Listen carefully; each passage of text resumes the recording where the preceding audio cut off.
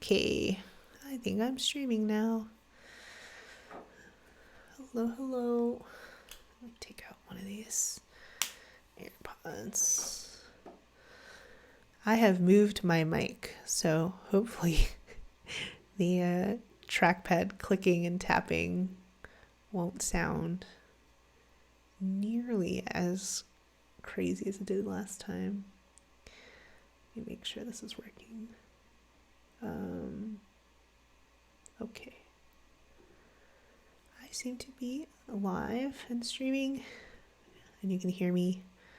Oh, I have like Twitter open in my window. I guess I can leave that open. Okay. I don't want to leave this actually open because I just don't know what all is in it. So today we're currently in Bug Scrub. I'm a little late just because I had a meeting that overlapped. But let me scroll back and see what else has happened so far.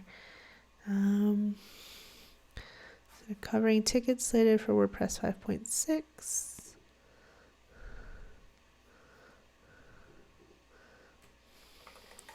Well, let me see.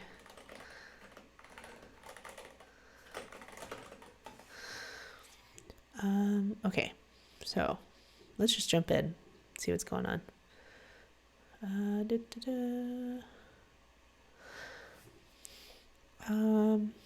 Add escape XML localization helpers. I don't know what this means. We have an escape XML function.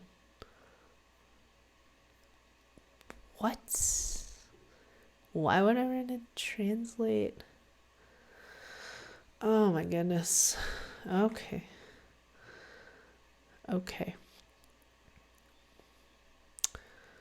So we need...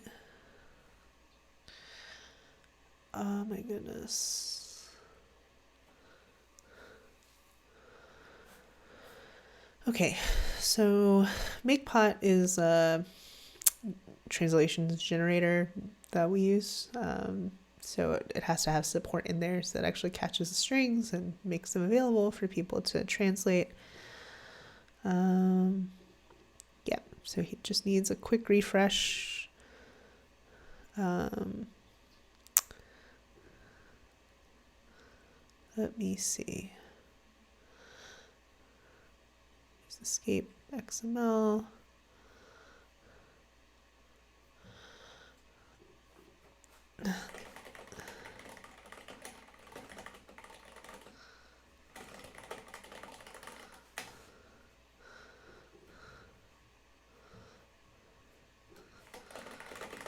Adding, okay, so what I'm saying here is that I don't want to, so adding the functions in one commit and then actually using the functions in core in a second commit. So the reason why I want to do this is because for history's sake, like it's not a big deal because they're in separate files, but I just find it really hard to trace history when you're taking a look at, commit messages and, what changed when and why. I just find it harder to trace things when you both add new functions and then, use those same functions all at once. Right, unless it's like, something totally new that would, fatal without it. But when you're updating something that exists, my preference is to make those in two separate commits so that you have a clearer idea through history. Okay, so I will add a keyword and leave my comment here. So the keyword that we need to add here is needs refresh, which just means you need to refresh the patch. So that sometimes it means updating it. This is something that we probably need to discuss at some point, but needs refresh historically has meant that you need to refresh it because of merge conflicts. But we used to say like, I want an updated patch, but those are actually really two distinct things. So we should probably do something about that. Okay. Also, hi, hello. Thanks for watching me stream WordPress. I feel funny about this. Okay, so I want to add my comment. Patch needs an update for the AdSense annotations. I would also like to see this broken out into 2 patches. One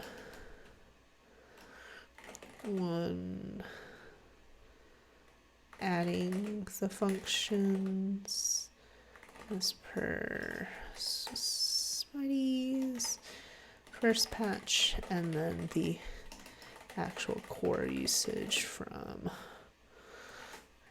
Iron. I love this at autocomplete thing.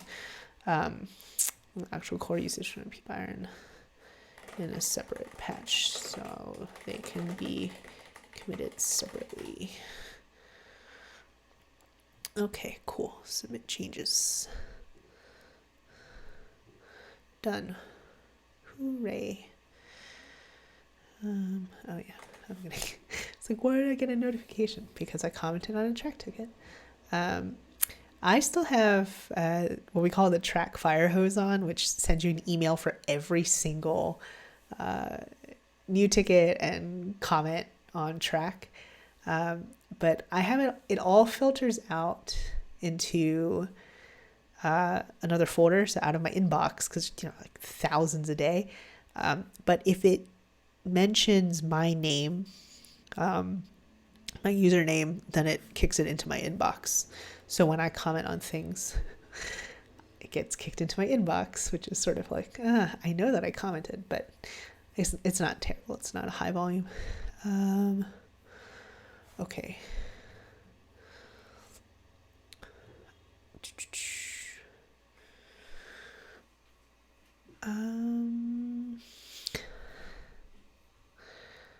Okay. What is this patch? Network activate. Oh, so some capitalization things.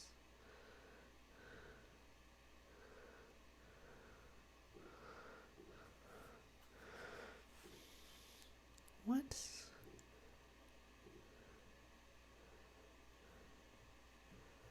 Oh my goodness. Okay.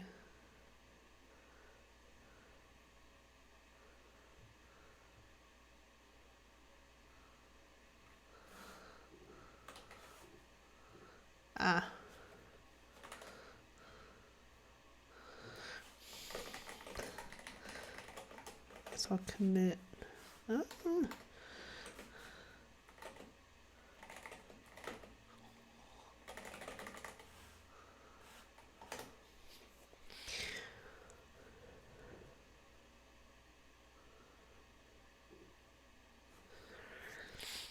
think it makes sense to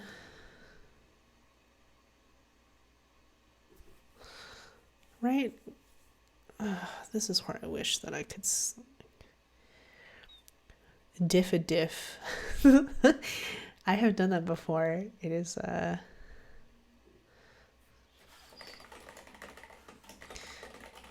okay, cool. So we have one thing to commit. So I'm going to leave both of these open because I need to reference who to give props to, because it is duplicated work, but it's fine.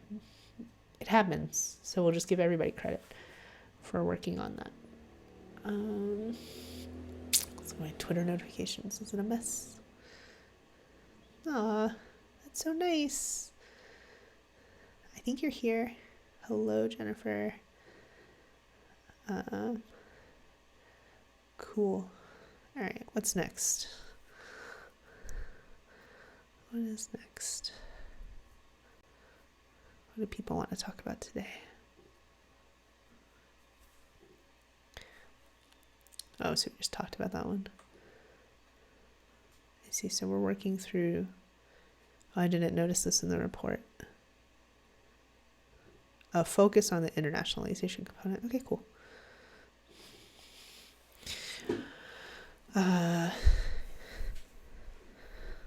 Yep, that was our next ticket. Great. I don't think I'll close these. So while they're queuing up whatever's next, what I could do here is I could close this as a duplicate of this one, so bulk actions and row actions. Oh, let me see.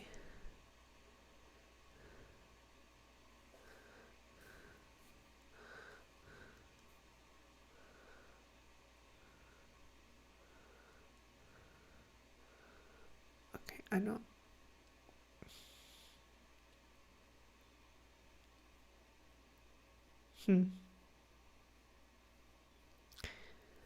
Okay.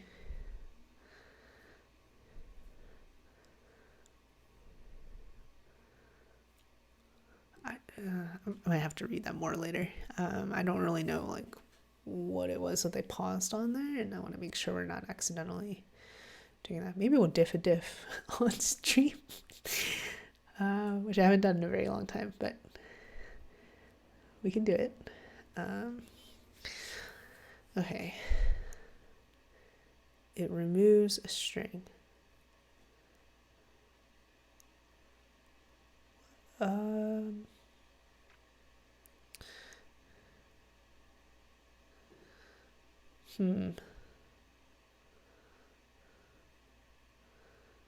Okay.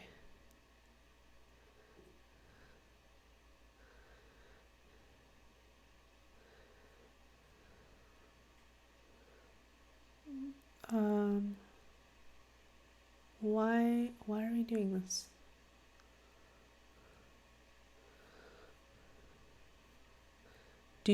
I don't know if this like matters to people that it has a period or not. So this is here's block render controller. I guess people probably don't really notice these things so much. What did you name the patch? What? How did that happen?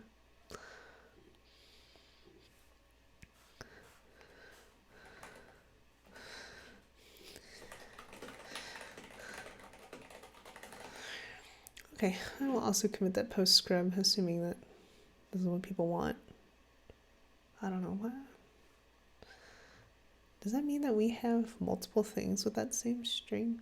So the reason why we're doing this is because translations run for this whole string. So each string is unique and you have to translate each instance of it.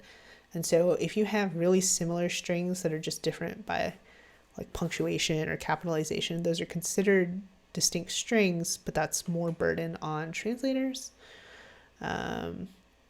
So yeah, so let me see what's going on here. So I don't know why are we putting a period on this sentence? I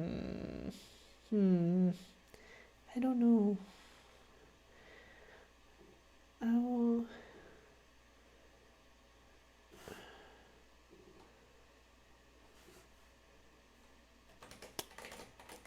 Let me see. Rest valid. Oh, okay, so we have periods on all of these. Yeah, that is something that we do in WordPress, is we tend to put like periods, full stops on sentences, or even short descriptions. It's just like a thing that we do. Okay, so that makes sense that we're just going to make these consistent. That's not a duplicate thing. However,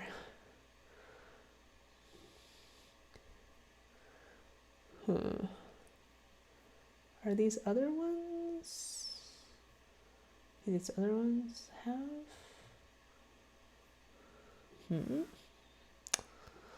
block name. Oh, I see. No, that's not right. Block name here. I don't understand why we're giving these periods. I guess we just do that everywhere. All right. Maybe if I look for other usages of register rest route, I will see. Yeah, okay. So all of our descriptions for arguments here, they all end in full stops. So I'm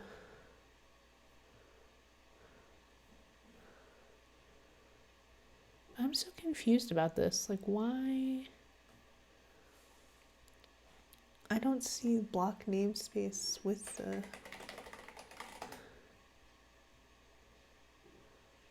Oh yeah, there it is. Okay. Cool. Yeah, so it's better to merge those so that they're the same and translators don't have to unnecessarily translate an additional string just because of that. Okay. It's not this PR, this. So extra query to get this option when the option doesn't exist. That sounds bad.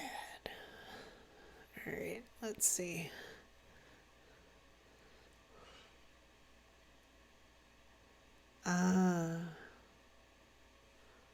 Okay.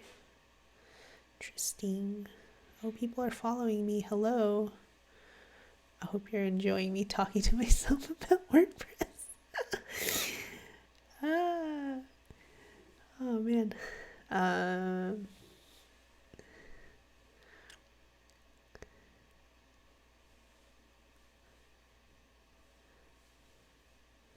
So we're gonna. Oh, okay. Yeah, I was gonna say we're not gonna write to that on every get option. Okay. So we're gonna add this in 5.6.0.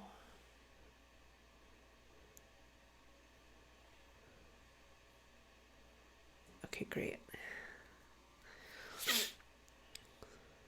They have a WPCS request. Okay, so they have a coding standards, some coding standards feedback to give. So yeah, so here, again, you can see, I talked about this last time, but we have a thing where you can associate a GitHub pull request with a track ticket. I could go on forever about what a PR is versus what an issue or a ticket is. I probably actually will in a minute, but let's see. Why are the tests failing? It says tests failing. How do I... Okay, so I cannot actually get to Travis from here. I have to go to checks. Big yikes. Why are all of these failing? All right, we'll look at PHP 7.4. Oh, I think my keyboard is also less loud today because I have this mic set up so that it's, I think it's just out of camera, maybe just peeking in, but it's like unidirectional right now. So you're only hearing me talking into it and everything behind it, like my keyboard is, oh no, is quieter. Why is this? Before we talk about sandwiches, let's see why this is failing. Holy God. I love this warning. You should really fix these slow tests. Yes, we have perfectly slow tests. We have a bunch of skip tests. Ooh.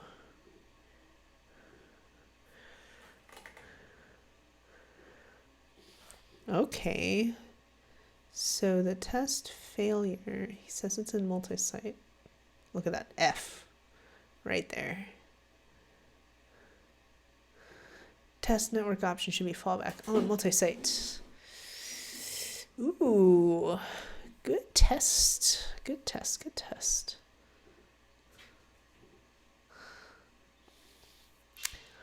Okay.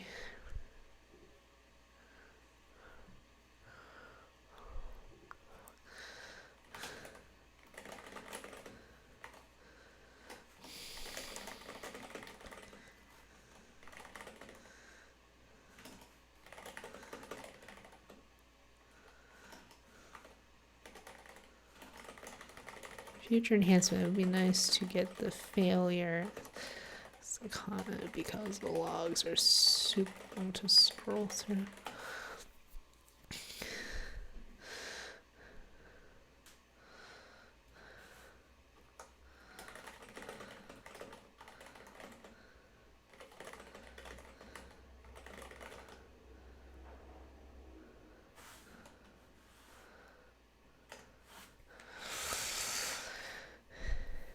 Okay, so yeah, I'm potentially, probably, almost definitely working on moving us off of Travis for various reasons. So I could get stuff like Phpcs, PHP coding standards running with annotations, which is pretty cool. So here's an example. So we have this auto share for Twitter plugin, and it runs linting on both the PHP and the JavaScript. And so let me see if I can find where I made, like, forced the PHP one to fail. Gosh,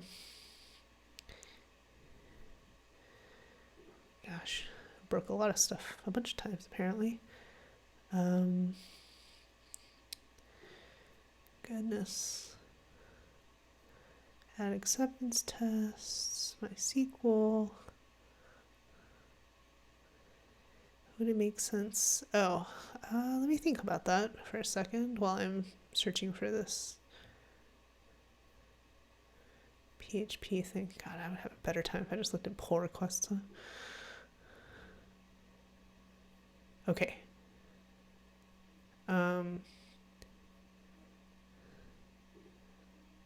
Didn't I add Phpcs? Yeah. So maybe Phpcs? I don't know. In any case, it creates annotations. So when you're looking at that pull request, so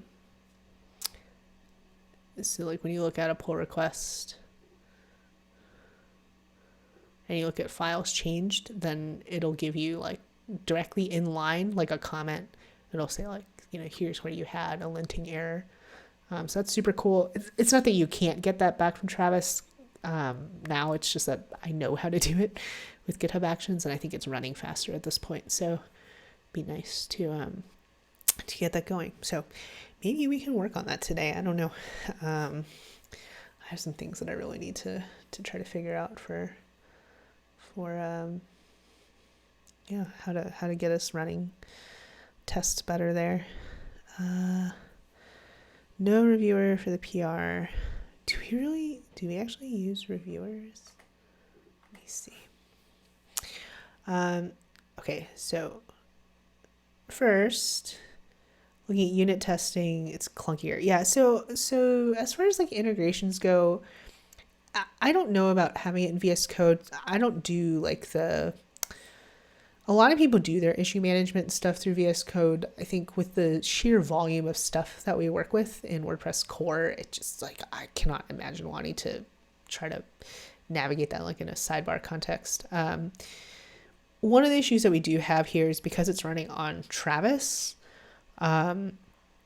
So it's like it's an external link. So you end up having to navigate out to Travis. And so like if I open here, so it says it failed, right? But in order to see what failed, I have to scroll through all of this. Okay, we have some other failure here. Failed to start test.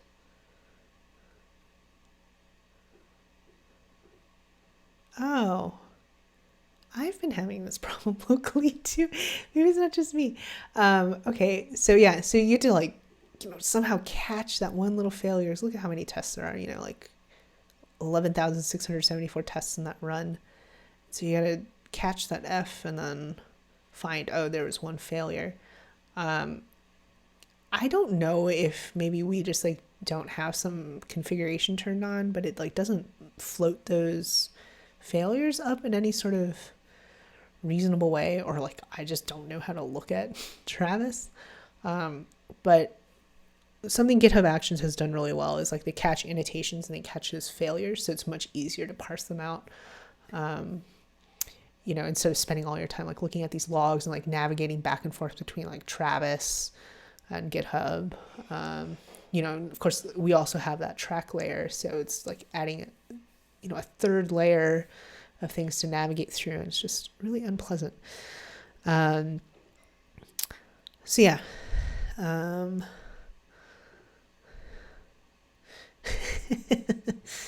Yeah, maybe moving test runners, maybe definitely.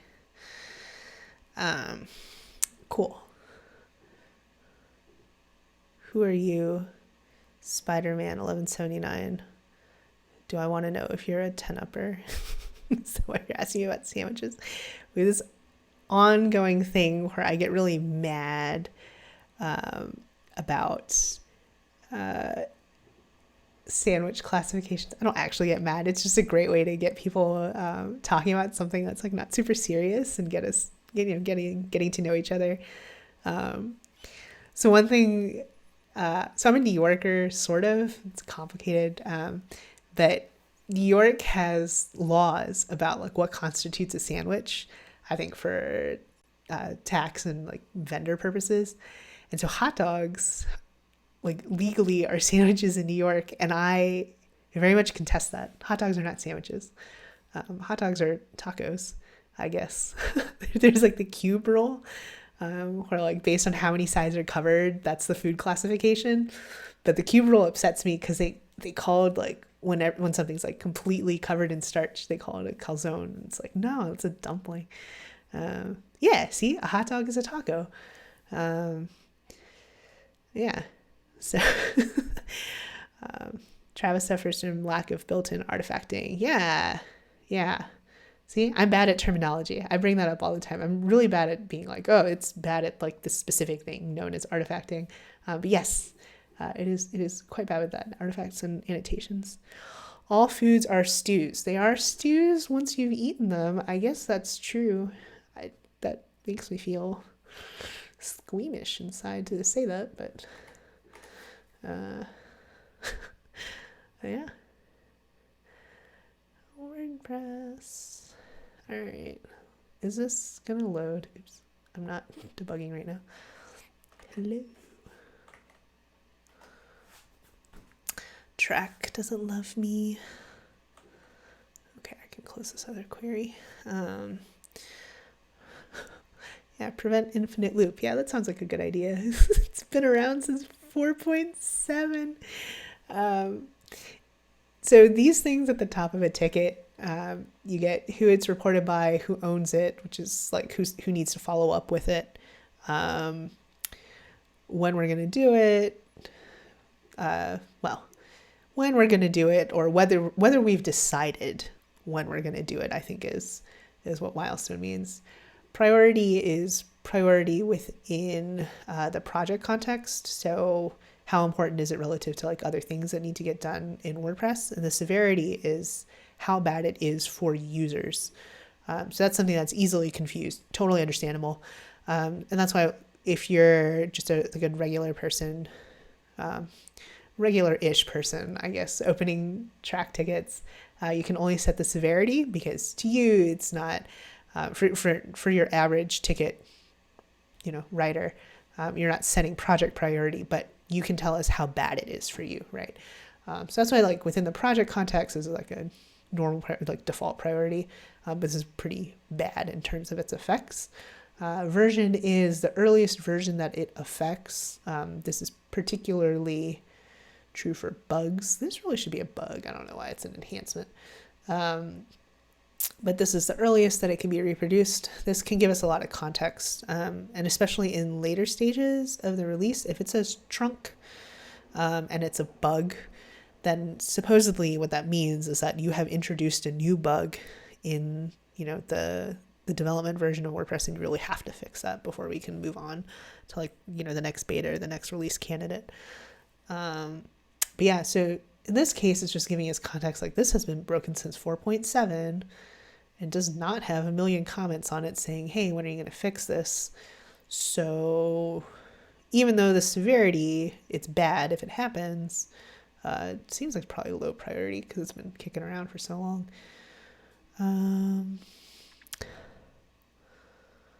Hasn't been able to reproduce. Gosh, that sounds tricky. You off with the crazy bugs. Get user locale and locale filter. Oh my goodness.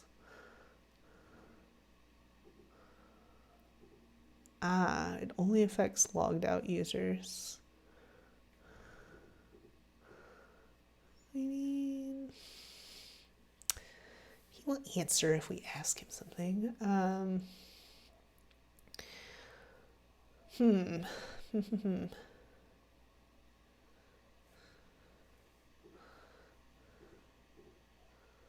Yeah, so this is a good opportunity for somebody who likes to reproduce bugs to jump in. So what we really need here is to be able to reproduce this problem. And I think that the key here is that it only affects logged out users. So yeah.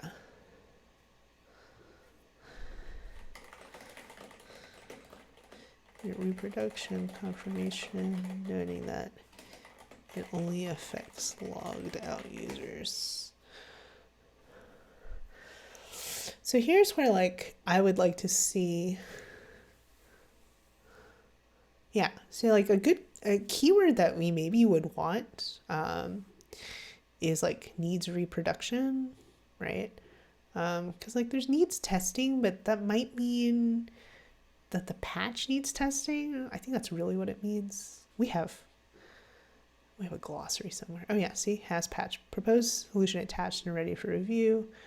So if I put needs testing, patch has a particular need for testing. Yeah, so another side, it's maybe could use with some other keywords like needs reproduction or needs patch update versus needs refresh.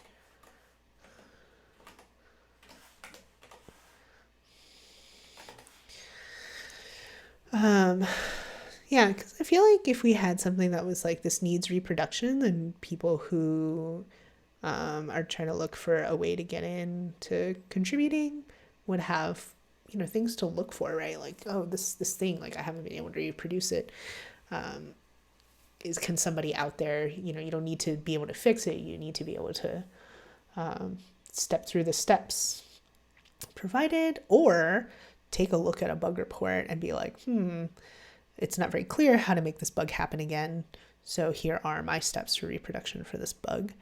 That can be super, super helpful. And I give props, credit to people who document their reproduction steps, just because, it can be really hard to reproduce something, and then to actually document all the steps that you took can also be very difficult and tedious. So yay, thanks for joining me. It's fun streaming this. Okay, so I will try to remember this idea. You know what, I'll put it in my notes. Ideas, look at this, my ideas scratch. Track keywords, needs reproduction, code for gardeners, needs patch update distinct from needs refresh. Okay, cool. I have this up because I want to talk about local environments.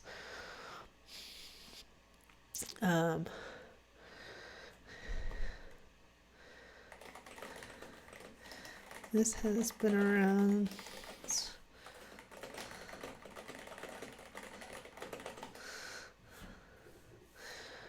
All right. This is literally just me streaming my workday. There's a dev chat in about just a little over an hour.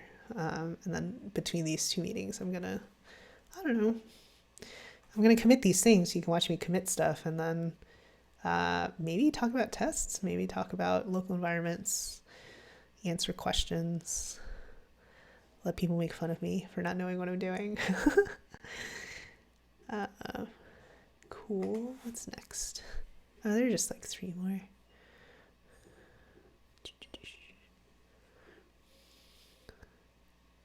WP drop-down languages. Oh, we're going to wrap up. Okay. That's cool too. That's good. Super interested in my commit process, working on a patch. Yeah, so last week, I streamed myself committing for like the first time in a couple years. So yeah, I don't know. I got set up all over again too. Yay. Yes, this is good.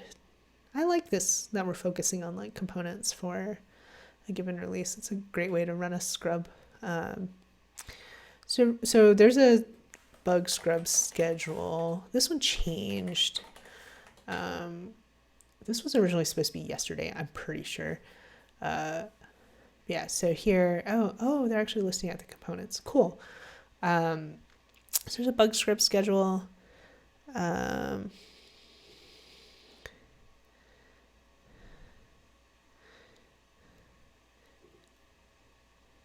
Oh, cool. That's nice. That's a great summary. So there's a schedule of bug scrubs. So I think, we just, what happens is we pick some kind of list of tickets to go through for the purposes of the scrub. So today was focusing on internationalization. Jesus. So that's why I put I18N. Tech loves those cutesy abbreviations. Yeah, so today was focused on that. It looks like tomorrow. Oh, I can do this again tomorrow. Okay, so I'll stream again tomorrow, and we'll look at the update install component. That'll be fun because one of the things we're supposed to be working on for 5.6 is opting into automatic updates for core.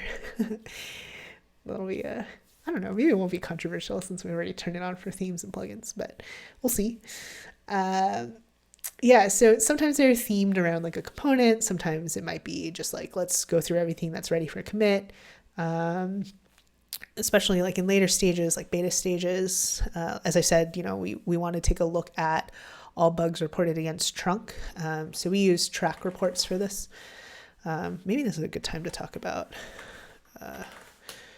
So we have, these are 2 reports to be familiar with. One is report 6, when you're running a release. So I'm the tech lead for the 5.6 release. So in that role, what I want to focus on are some of these reports.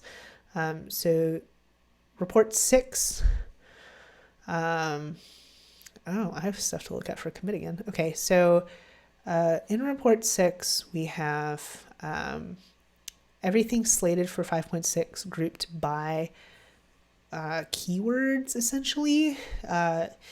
They have different labels, but the actual, I don't want to hit edit report because what if I accidentally change it?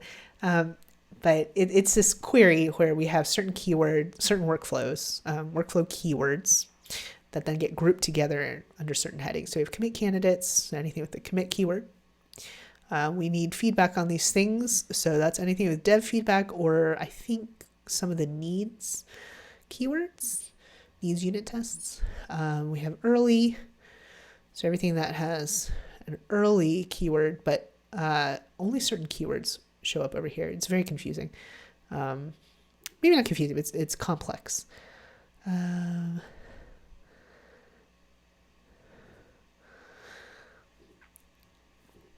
I'll say it's a nice summary. Let them know that I said that and I didn't just say it out loud on the stream. That's something that's also very important is streaming this is like just me talking about my workday, but in terms of like project communication, it's really important to, you know, continue to keep that in Slack. I'm not going to make decisions. Hopefully I'll remember not to make decisions without also talking it out in documented form. So we have these groupings, and the other report is report 40, which lots of people forget exists. This is everything awaiting review. However, it does have sections, and so it has this very top section, and this is what we go up against again during beta and RC, which is any defects or bugs that are still awaiting review but have been specifically reported against trunk. And so we frequently need to scrub through these, and what really helps here, and if you're just like, oh, I want to, you know, get used to contributing to WordPress, a really good thing is to actually keep an eye on this report all the time. And anything in here, see if you can reproduce it against older versions of WordPress, because a version needs to be set to the oldest version of WordPress that it applies to. So I only want trunk here to be an indicator that like I legitimately only broke something in the latest development version of WordPress, and it's not something that's been broken for a while. Right, which is not to say that we shouldn't still try to fix it, but rather like if it's something that we've broken recently, we have to fix it before we move on to the next stage of the release cycle. So yeah, so those are our reports. They're pretty cool. Why do I have a jumpy icon? You know what I should do is pull up my other Slack on my other device here. Okay, yeah, I'm gonna ignore that for the moment. Okay, so let's commit this stuff. Let me start here. So what I'm gonna do, I need to hang on. Let me clean up my my workspace. Here. I don't know. I'm just going to stash that. Okay, so we're going to... okay, so I have this horrible thing where I have Subversion, and I have updated now my prompt. So my prompt previously had like PHP and Docker and a whole bunch of other info that I actually, even though it's nice to see it, I actually don't need day to day. What I really need to see is my Git branch, node version, because sometimes we have like some projects that won't compile on 12 and we have to go back to like 10 or whatever. And then here, what I have added, and I custom added this, is subversion information. So, spaceship, SVN. Okay, so I put this on in a GitHub just. So I use spaceship prompt in ZSH, so for my shell. So I think I have one mistake in here. I think I need to add a space here. But in any case, this is something that I added to my ZSHRC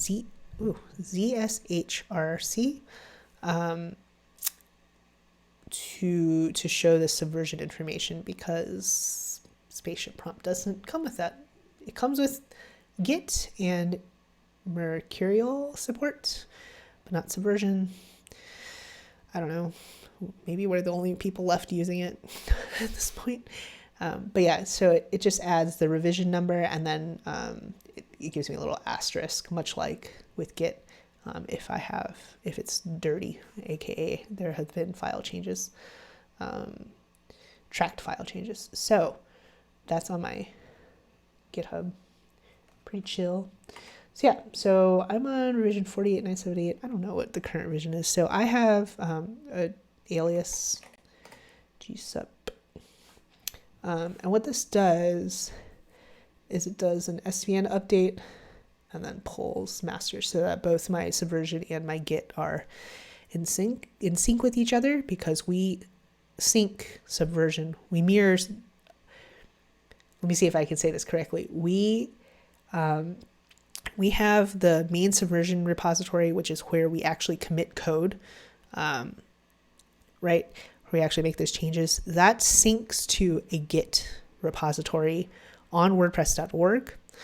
It syncs to there, and then that Git repository gets mirrored to GitHub. So I'm using the GitHub mirror here, because that's where people can submit pull requests, so that I can actually like check out those pull requests. And then here I have the Subversion. So they're in the same folder. You can initialize a Git repo inside there. So that's what my notes are here. So I walked through this a little bit last time, but if you just follow these steps, you'll get, I guess I should change this. Put these after setting up all of the version control parts. But yeah, so this does the Subversion stuff, then setting up the Git part, and then actually starting the environment. So I don't have my environment running right now, I don't think. So I need to npm run n:\start. So I've already run install because mine's already running. You only need to run install once. So I want to make sure that's running, and then that's at localhost 8889. Ta-da! Look at that. So that's pretty cool. So long as you have Docker desktop installed and running, then you can use that npm run n:\start to get going, and you don't have to worry about managing anything else in terms of your local development environment, which is good for me because I'm very good at breaking that stuff. So let's do these commits. Have I considered working with local by Flywheel or desktop server? I have tried local before. I used to use MAMP. I also have VVV and WP Local Docker installed, and WP Local Docker is also in use for some stuff locally. It's whatever works for you. The reason why I want us to start using this for core specifically is because this gives us a common base to start from, right? So when you use like local, I don't know if you can like provide configuration for that, but this gives you something that is consistent, and the configuration for it is stored within the repository. And so this becomes really important, and this is something that I'm going to work on. There are two things. One is tests. So having a common environment for tests to run in. Not the current way that we run like PHP unit and linters, but rather when we get into end-to-end testing, and especially acceptance tests, and visual regression testing potentially, right? You need to have a consistent setup to have those things give you like actual meaningful results. So having this common thing is really important for that as well. And so, it makes sense for us then to share that with your local development as well. And I think that this is like relatively low key, because to be doing WordPress core development at this point, you do have to run build process. So at the point that you're running the build process, right, you have to do the npm install, you have to do the npm build. And so then you might as well also add this npm run and start, npm run and install. And again, the install you only do once, and then the start, I don't know how often you restart your machine, I guess. I have it spun down because I was doing something else that was really awful with Docker. Doing the setup for whatever tool you're in for something like WordPress core or any shared project, you do have to have some kind of shared configuration, and preferably that shared configuration is stored inside version control, right, along with the rest of the project. And then the other thing, which I may stream myself working on, I don't know if today, but maybe tomorrow, is GitHub code spaces, which is also VS Code, code spaces and dev containers, which allows you to edit that stuff in your browser. So what it does there is it spins up a container and then opens VS Code in your browser inside of that container. It sounds crazy and like Inception, but basically what it's supposed to do, if I can ever make it work, I'm like breaking it left and right. It allows you to edit code and preview the results of your code, right? With build process, with a web server running, whatever, to do all of that inside of your browser. I would not recommend that for like, somebody like me who's in this all day, all the time. But let's say you are somebody who's new to contributing to open source and maybe all you have is like your phone or a tablet, right? Or you have a Chromebook or something where you don't necessarily have like system level access that you need in order to run like a local web server. And so the power, the ability to run that stuff from within a browser is actually a really powerful idea. I don't know. Is it weighty? Probably. Yeah, because you're like running VS Code inside the browser. I have gotten it working once, but have since broken things. Yeah, I would not say it's good for all day code editing. What I would say it's good for is for newcomers, lowering that barrier to contribution. And what GitHub used in their initial like announcement, presentation, and also something that like I very deeply identify with is for parents who might be like wandering around the house, like you need to like keep your eyes on your kids, especially right now because they're at home all day. At least here, so I live in Costa Rica, and school's closed for the rest of the year. Physical school's closed for the rest of the year, so my kids are at home all day, and so sometimes like you have to be out watching them. And so I'm on a Mac Mini, and I have an iPad. And so something that could be really powerful for me would be to be able to test a pull request, not just do the code review. The code review I can do, but also be able to actually like test the results of a pull request, right? In like the full environment from my tablet, so that I don't block people all the time with like, I just can't be at the computer in that moment to do a final review or whatever. And also really just like get certain workflows unstuck, which is super cool and super powerful.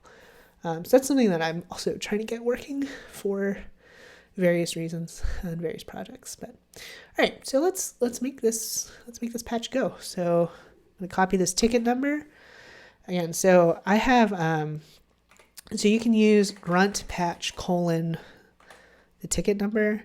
I have this alias to TP for track patch. Running a test using a DigitalOcean droplet of trunk. Ooh, okay. Yeah, our tests are not pleasant. I made a huge mistake once. I had like the entire automatic public theme directory checked out or something for some reason. I think I was doing like scaling tests when I was working on the themes UI, but then I just left it there because I had to clean up after myself.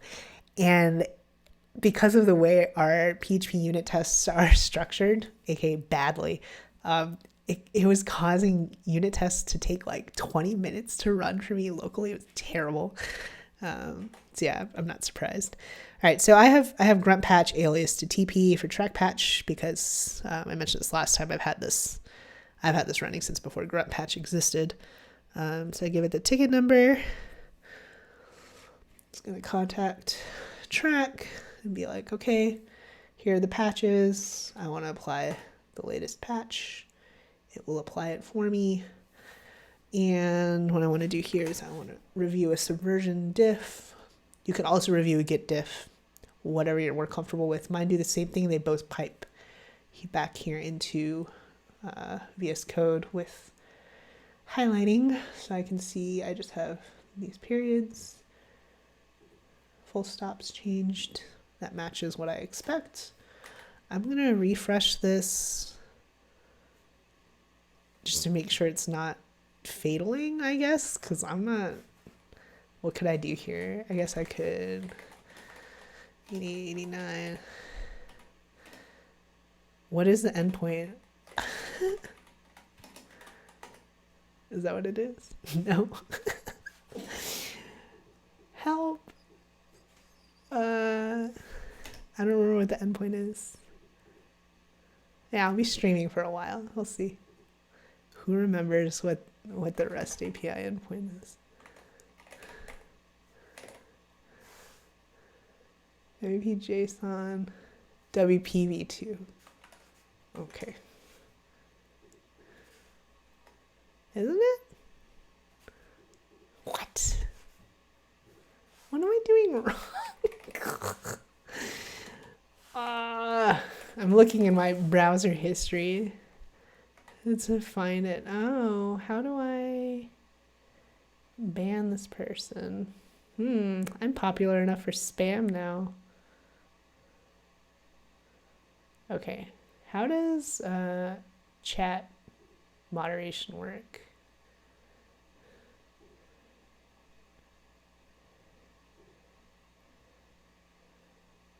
No, I don't want to mod them. Unmod them. How do I delete this message?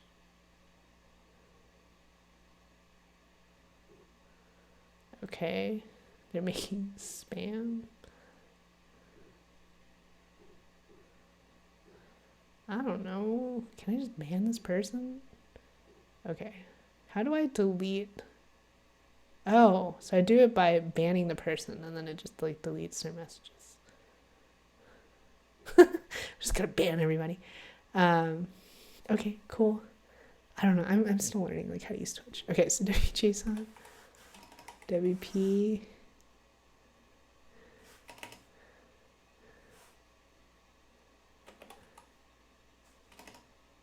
Yeah. V2. If I go to posts, no? Yeah. My site, WP-JSON, WPv2. Frick. Let's go to settings, permalinks. Oh, I don't have pretty permalinks on. Trash. Okay. Sure. Save changes. There we go. I know how to use WordPress. Okay, so what I don't remember is, do you just see the schema on the top level? I must have some Firefox extension to prettify JSON. Okay. What were these changes? Block namespace.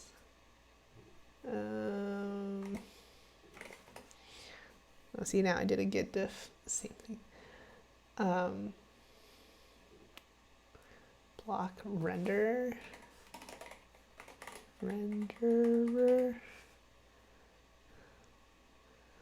Attributes for the block. Oh, look, see, now it's there. Block namespace, the period. Everything else has periods. See, I fully tested this. All right, so now what I want to do is I want to make sure that the only edited files, I like to be super careful. Oh, I have to close this. Okay, so my only edited files are those 3 as expected. And this X means it's an external. Then I want to commit that. So one of the big differences between Subversion and Git is that in Git, you make changes, but then you have to like stage those changes, right? And you can break those out into hunks. My favorite part of Git, the hunks. Can break those out and like only stage certain portions of your changes. In Subversion, any change that you've made to a tracked file, to something that is that has been committed to, explicitly added to Subversion previously, any changes that you make to a tracked file will be committed all at once. So I'm always like super careful about what exactly it is I'm committing, especially because your commit goes remote. Your commits are not just local. They don't wait to be pushed. They push immediately. Okay, so Here, let's see, this is that 18n component. I'm not really merging strings. Ensure all. Ensure. First API block type strings.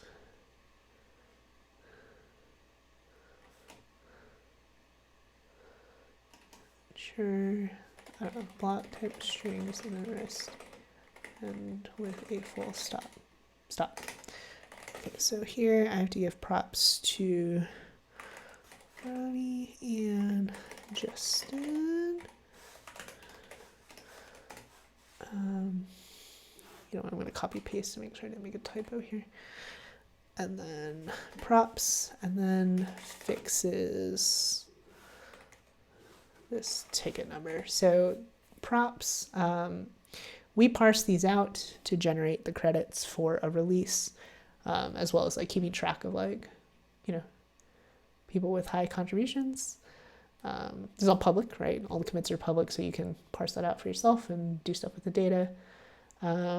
We have commit message standard, so I start this with like the relationship of what I'm doing. And then the fixes, this is similar to in GitHub, which is that you have these like magic keywords, fixes, and C, and this will automatically reference things. And so fixes, in this case, will close this ticket as fixed. Okay, let me make sure that the milestone is correct. Everything is right here. Okay, this looks good. Save, close, transmitting, committing my transaction, and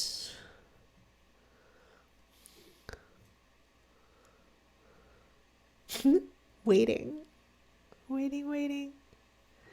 forever. It'll pop up here in Slack. Yes, there we go.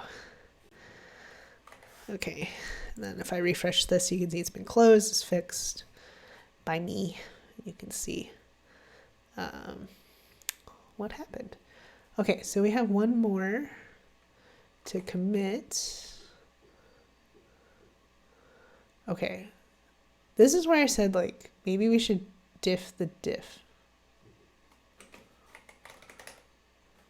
Is diff tool not a thing on macOS anymore? Man, diff merge.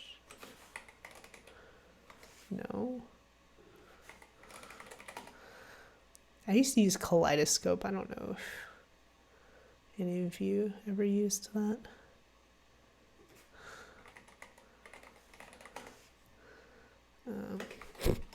Of course, the Kaleidoscope is like an actual thing. Yeah, I used to use this. You know what? Let's give it a shot. I haven't looked at this in so long. Oh. Doesn't seem good. I'll accept the risk and continue. All right. Installing apps on my computer on stream.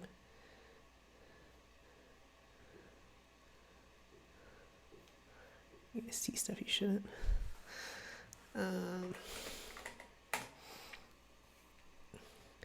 I'm honestly just doing this for fun. I feel like I would just read through it otherwise, but let's do it. Let's try it. We're on stream. So what I want to do is I want to download this patch, and I also want to download. Do I have a spicy zip? What did I do? What's in my downloads?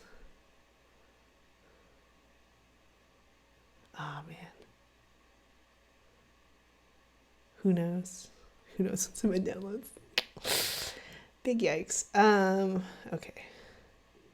Yes. So I don't need that. Okay, here we go. And then let's download this, take it, this patch. And my downloads over here on my other screen, so I don't accidentally reveal something awful.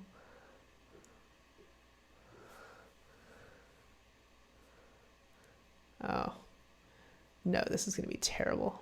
I can't do this. They're too different. Or can we? No. Cannot diff them that way. Sometimes you can do that. You can like diff diffs, but this was clearly not a good idea. They're too different. So this is the smaller one. So I guess I'll just make sure that everything in this smaller one is contained within. They already said it is, but I just want to make sure. Class plugin installer skin.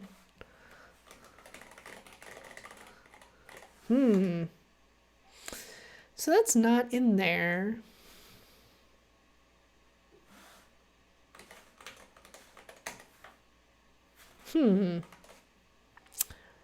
Okay.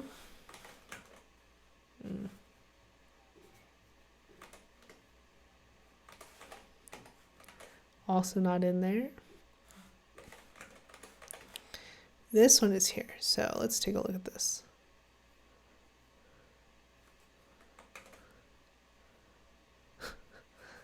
These are actually... This one has more. And I think that this was maybe what they were arguing about on the ticket. Let me see.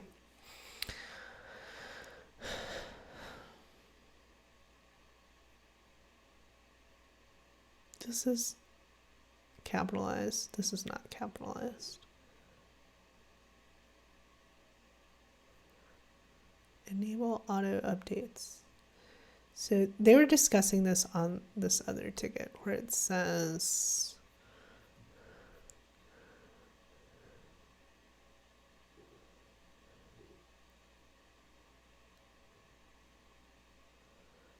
network activate, enable auto updates.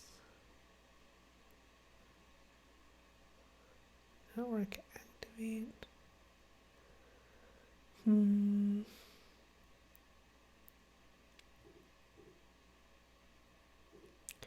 Move to sentence casing.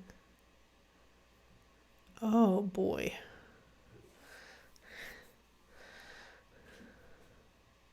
What? Okay, so we've actually moved to sentence casing. So that means we should not.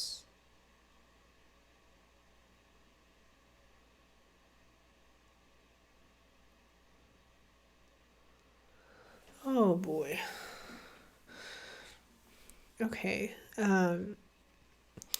So what we're dealing with here is like the capitalization of things. And it seems that for headers, we have them capitalized. But for these actions, what? It says we're supposed to be moving to...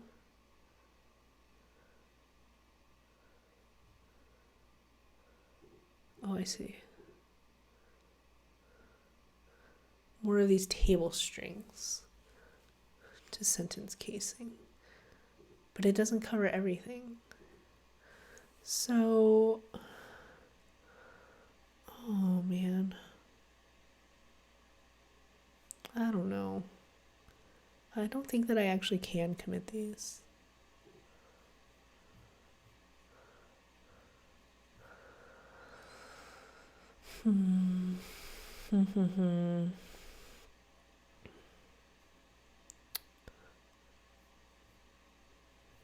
Maybe I should. This is like...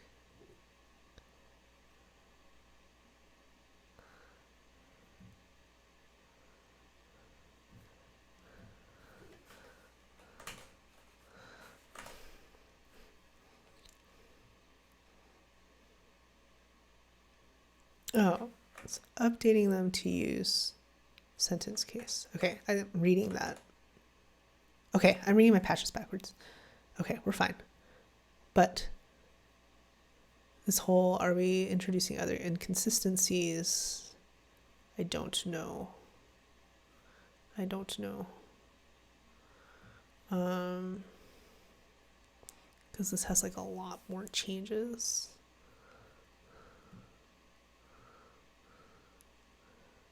Visit theme site. Oh my goodness. Why are we moving? I don't even know. So this, like, where it says live preview, I feel like maybe it should be.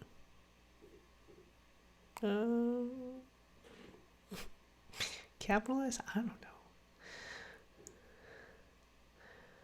Okay.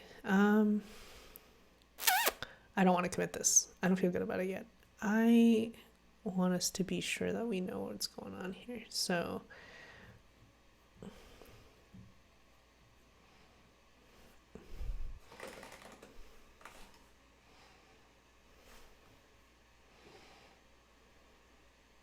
I'm going to close.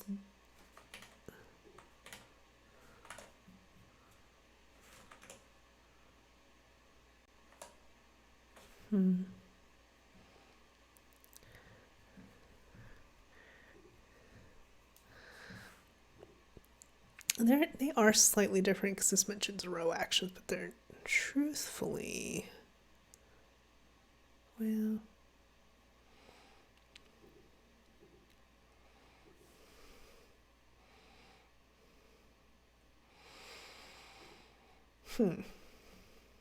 okay. This needs some of the changes from here, I think. Okay, so I'm going to leave that as a comment.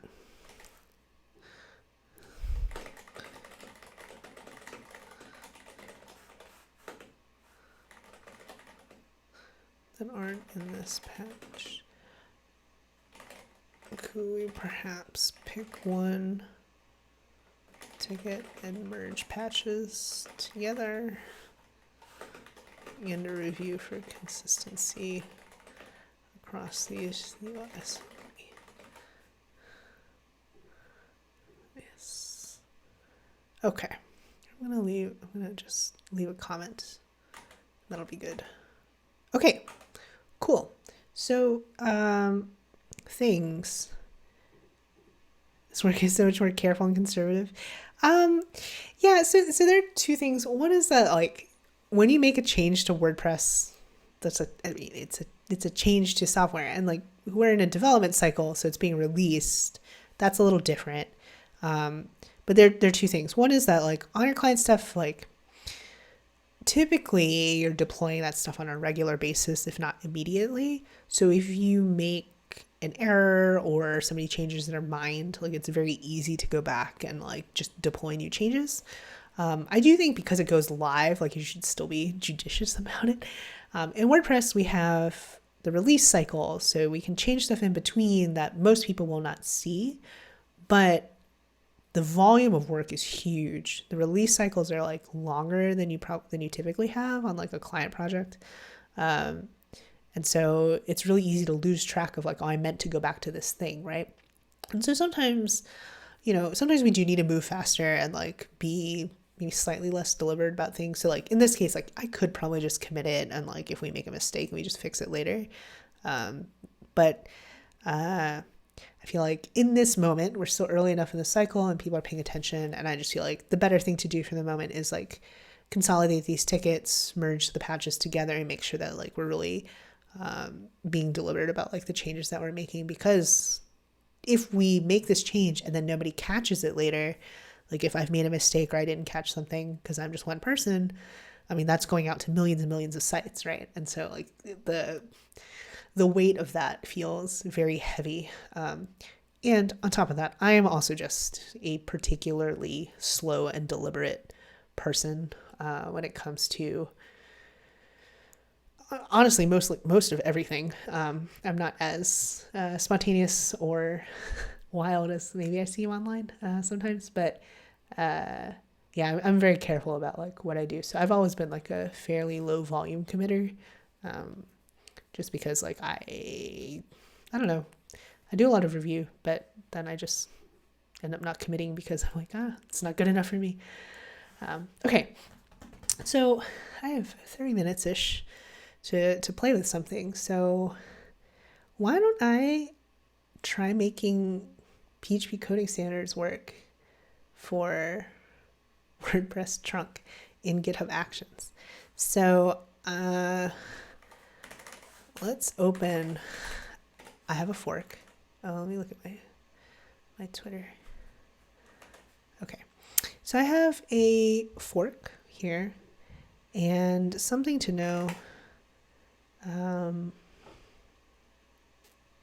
Something to know about my setup is that git remote v, if you can see this, I know this is probably really small. Oh, I know what happens. I'm a dummy. Hang on. Let me minimize some things here. I have too much open.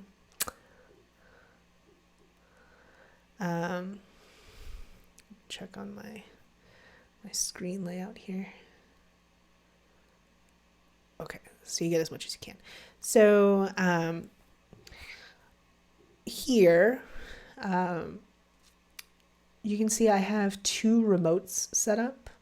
I have the main WordPress one, which I have the remote named as GitHub and not Origin, because I could push to the WordPress GitHub mirror, I think. Because you have to be able to push to it so we can push the mirror. And I'm, a privileged user of the WordPress org. So I think that if I were to push to it, it would actually go. And obviously I don't actually want to do that, except to branches. I don't want to push to master. Hopefully we have it protected otherwise, but just in case, to avoid habitual, git push origin, developer, master, or whatever, the branch namings, we don't have it changed. To prevent that sort of muscle memory from taking over, I have it named GitHub, and then I have one for myself as Helen. And I'm just Helen on GitHub, which is my nerd cred, I guess. Okay, so I want to make a new branch. So let's check out B, add GitHub actions Phpcs. Let's just try this. This could turn out to be a complete abject failure. I have no idea. I have not tried this. Sometimes when I'm sharing what I'm working on, I try to do a basic dry run first, just to make sure I'm not gonna do something incredibly stupid. But in this case, I have not.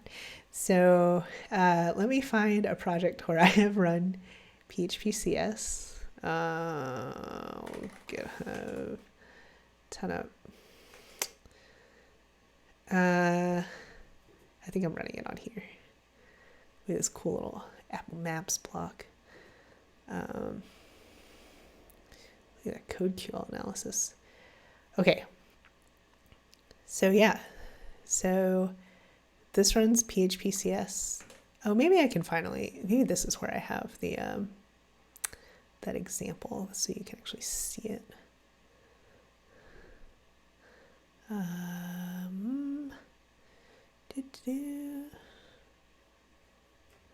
Wrong.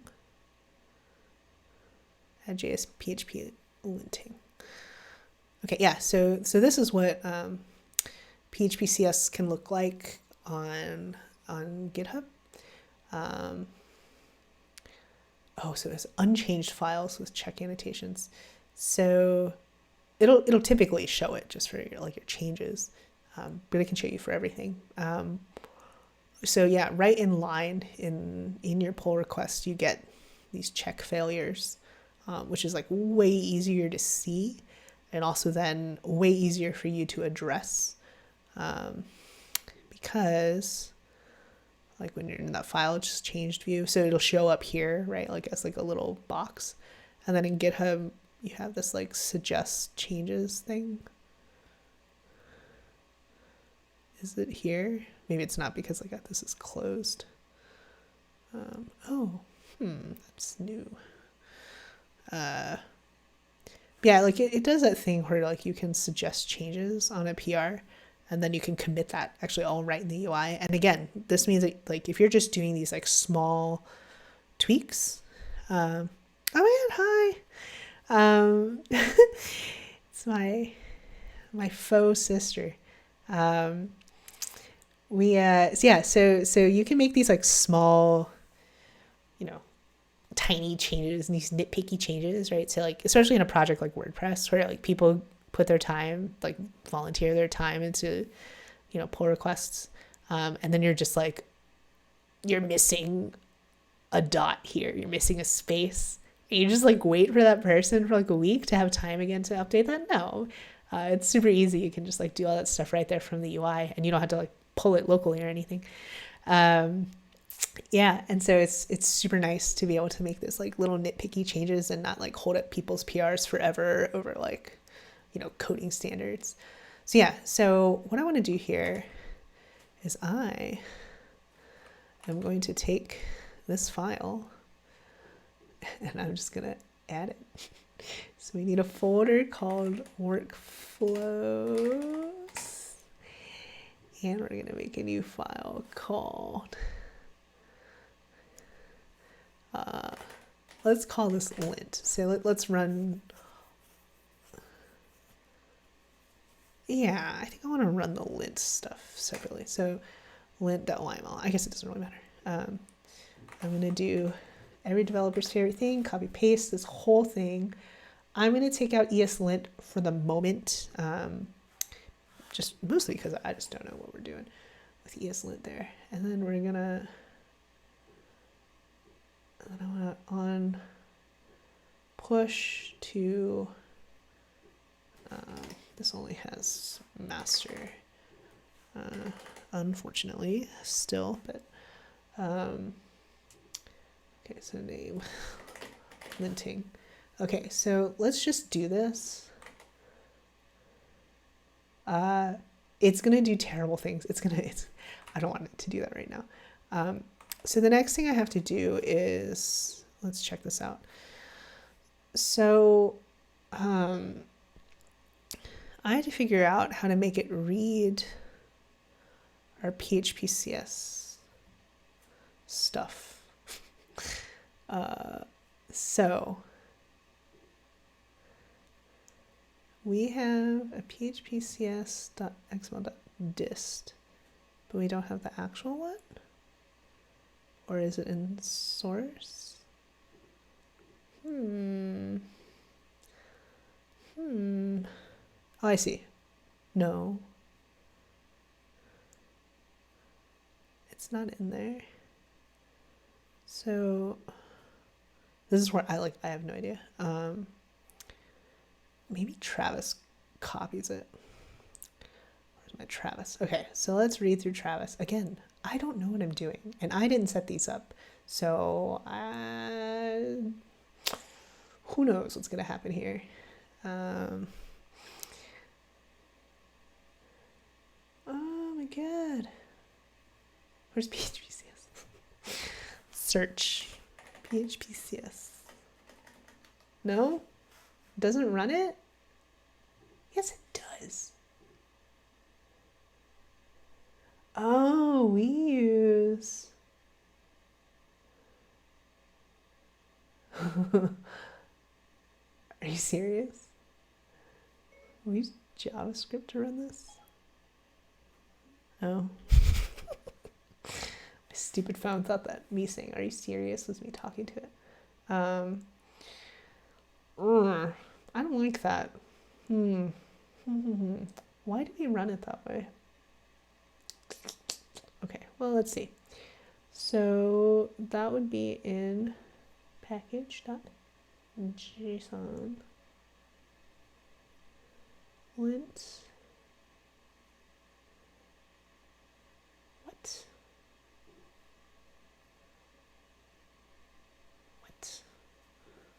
Am I losing it? Oh, grunt file. My goodness. Oh, because we only run it on changed files.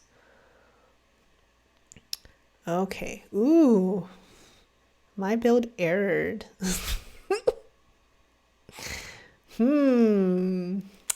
What did I do? Oh boy.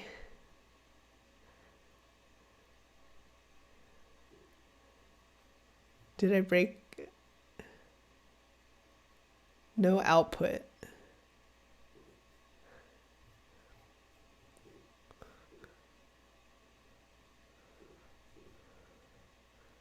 I don't know. Why are all these failing? Let's find out. Okay, it's getting stuck trying to download and install Node.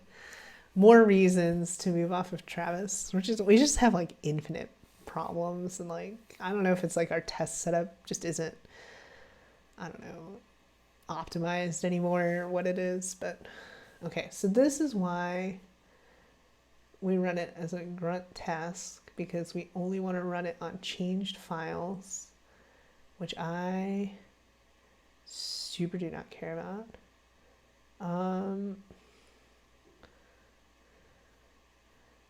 How does it know which PHPCS to read from? Is that like, is it okay that it has .dist? I don't know. Let's find out.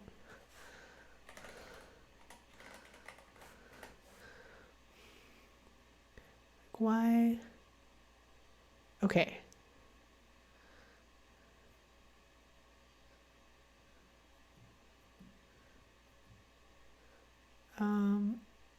I guess it doesn't matter. Okay, well, so we have a PHPCS in here. So, you know what? Let's just push it and open a PR and see what happens then. Okay, what's my git status?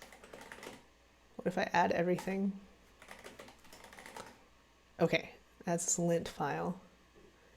It looks correct. Oh wait, no. I don't need to do Composer. Oh, no, yes I do. I do need to run Composer install because that actually installs the PHPCS. Okay, so we need to do the Composer install. So check out Composer install, run the PHPCS action. Let me make sure this is still, V1 is still the most recent. Yeah, I think so. All right.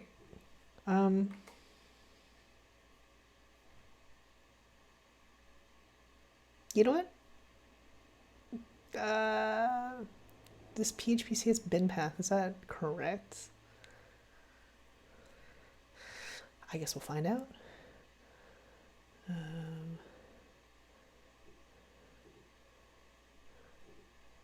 don't think it's installing PHPCS in here though. I don't know. Let's find out.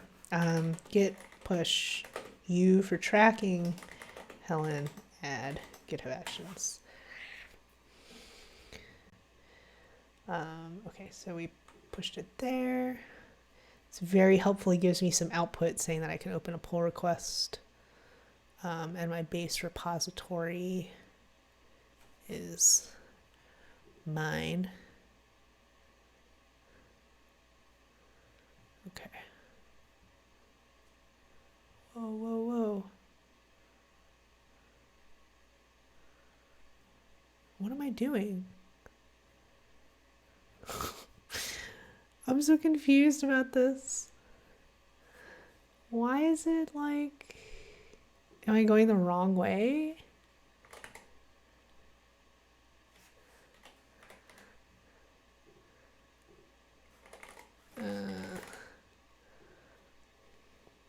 No.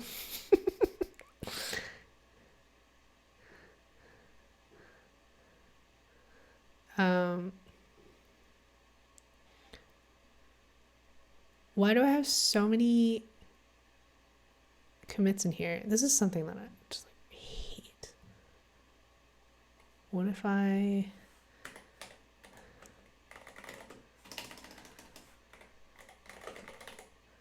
Oh, I see, because my...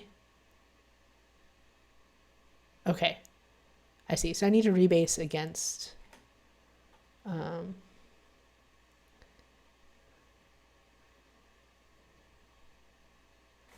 Oh, and I didn't commit my changes either.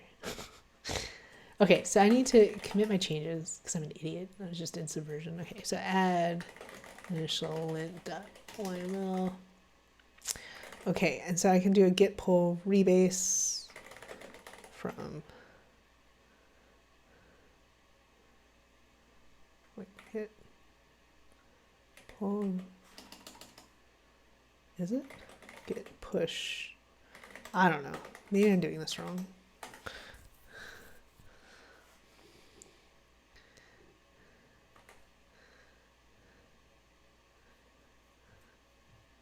Yeah, see, I don't, all those commits are not actually new. It's just because I have new commits.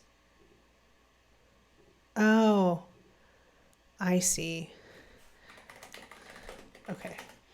I have to push this to mine in order to update my master. Got it. Honestly, I feel like streaming is really exposing how awkward it is to always be talking about like masters. Good night. Okay. Now let's refresh. Did I do this right? One commit, one file changed. That's what I want to see. That's something that I find super confusing when you get into forks, is like if you don't keep your fork up to date, then sometimes you open pull requests and you get, I don't know, because of my weird local setup, you end up with like this mess. Okay, let's make a pull request because it should run. I have like all this stuff. Phpcs. I'm creating this on my own fork. I'm not going to worry so much about what my pull request thing. Oh. What if I don't want it to run Travis anymore? Is it running it on mine? Yeah. God. Okay. Well, that'll take like half an hour to run. So whatever. Let's hit details. Let's watch this. Let's watch this run together. What's gonna happen? I don't know.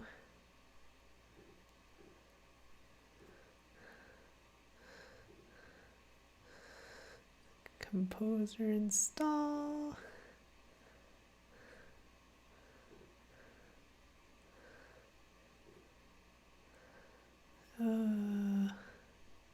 Is it running?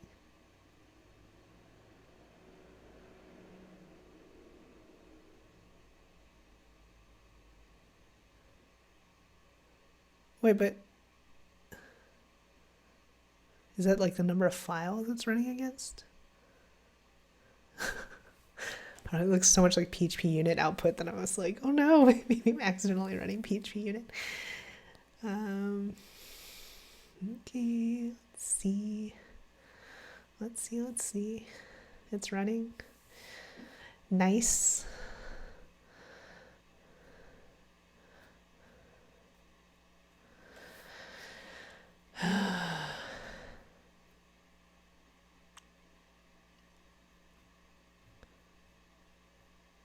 Would it have showed me errors by now? I guess, WordPress PHPCS should run cleanly against itself. So I'll have to like introduce an error on purpose. See if it fails. Oh my gosh. It said everything was fine. Look at this log. Nothing. Okay. Ryan, what are you doing? Trying to query track from a Node app. What? Okay, good luck, buddy. All right. So it passed. However, that doesn't mean that it's working. It could just mean that like it's not actually reading the config or something. Although, presumably, it would. It would have more errors because it'd be like you're using tabs instead of spaces. I think is like default PHPCS. Okay, let's pick something that I'll remember. So let's go with WP login, and let's do some stuff that is bad. Let's remove a space here, another space here, What are some other PHPCS things that we do? I don't. Oh, do we sniff for the doc blocks? Okay, let's remove a full stop here. Let me see. If I run npm run grunt lint php. Let's see what it tells me. Cannot, oh. Composer install. Let's see here.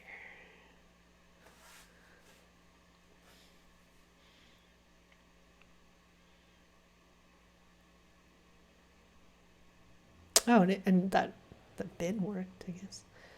Okay, so if I run grunt lit php, what's gonna happen?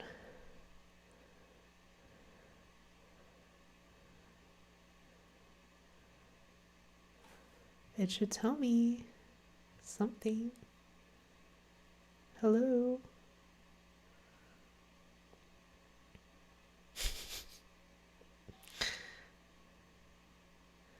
My God, I have no idea. Is it just like taking its sweet time? What if I run? Yeah, like that.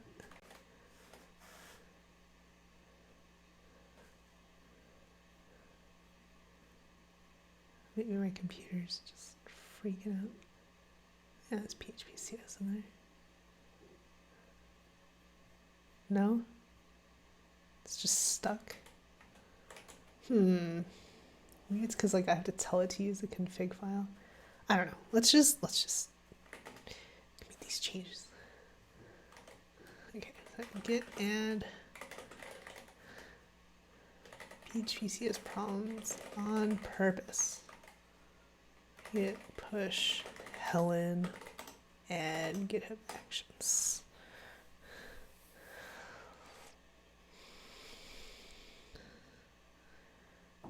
All right. Now let's go back.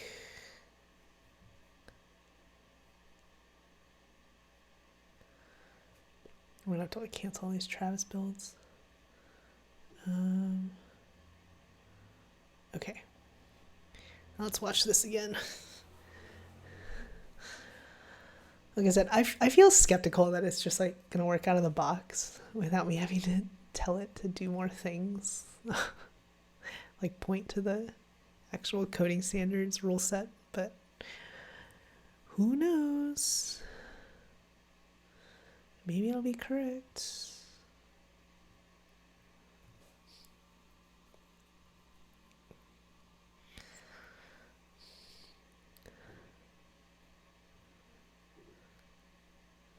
Those first files ran fast. There's small files.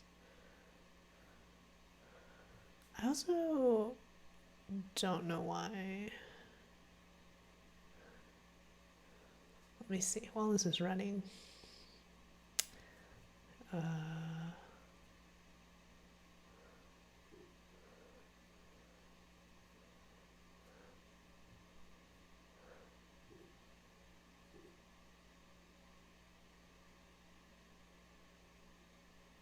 Oh, maybe it's in Composer. Yeah, so it... Oh, we use this. Report, summary, source. Okay, it says errors. It says errors. Okay, I see an E. There's different output here. That's good. Let me see. Let me run this look like Composer run lit. Okay, so it wasn't just me. I'm not losing it.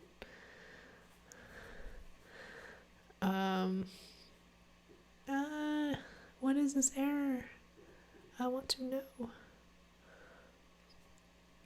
Okay, PHPCS check. Errors. Where's that output? I'm gonna assume that's a visual bug. or my browser crashing. Okay, here we go. Okay, look at those errors, right? I made three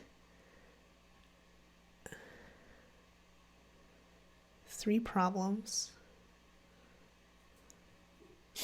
Whew, what is that? I don't remember ever seeing that. Okay, so now if I go back to the conversation, it's gonna say this failed.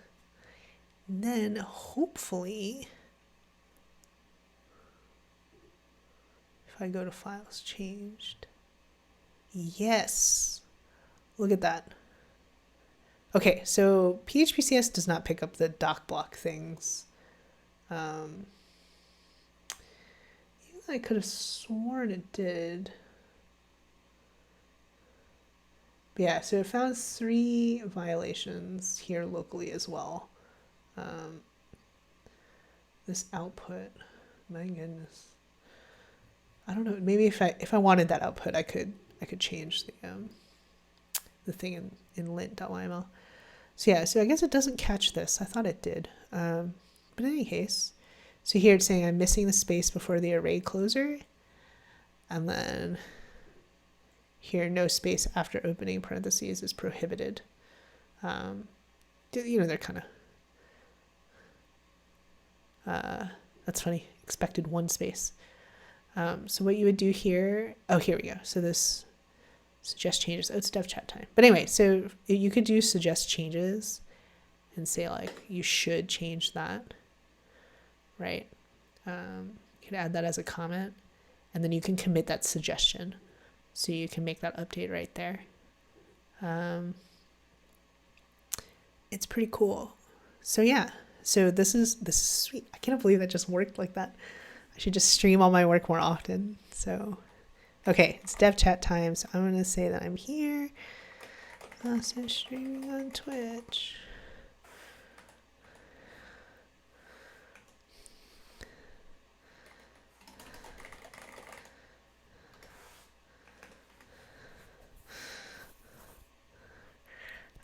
So yeah, we're in dev chat now. So we have a weekly WordPress dev chat where people think I'm a hero for streaming myself working. So we have a weekly dev chat where we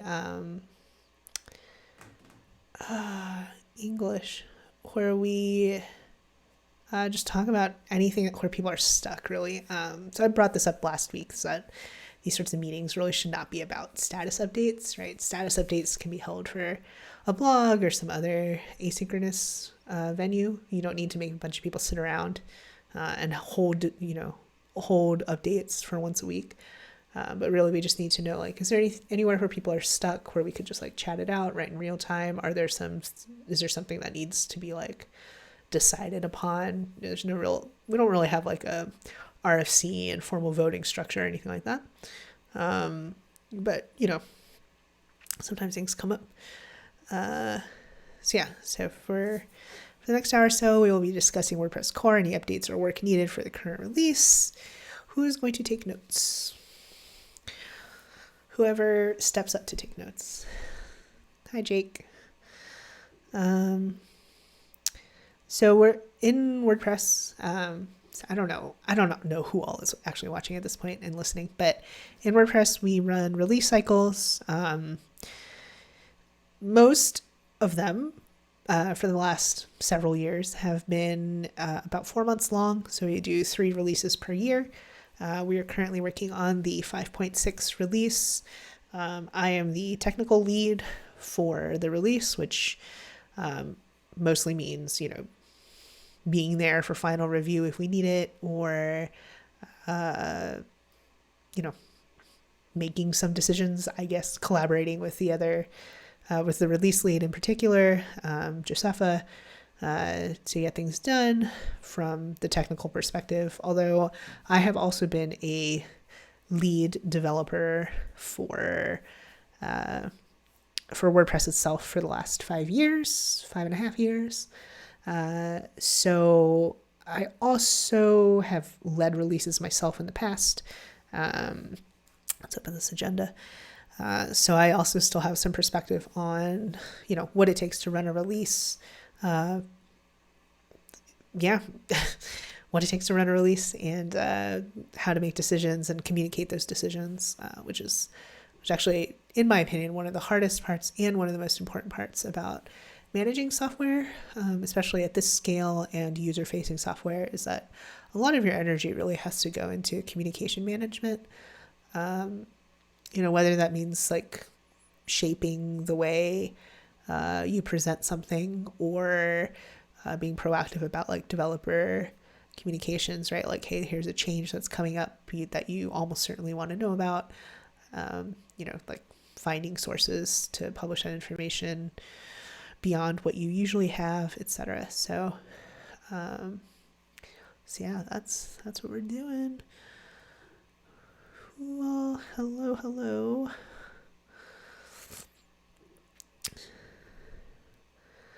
So, what are we announcing anything? No. Another thing about the 5.6 release is that we do happen to have an all women release squad, I guess is the term that they've been using for like the broader release team that WordPress has built up over the last few releases. But yeah, so we just all happen to be women this time around. So that's pretty cool. It's nice to have some representation for once, although it's still like, interesting, very different. Okay, so yeah, I have to put that bug scrub in my calendar, so I will not open that right now because you don't need to know what's on my calendar. It's nothing super private in there, but cool. Yay. So we'll do more streaming tomorrow because I'm enjoying streaming bug scrubs. It like forces me to focus on it as well.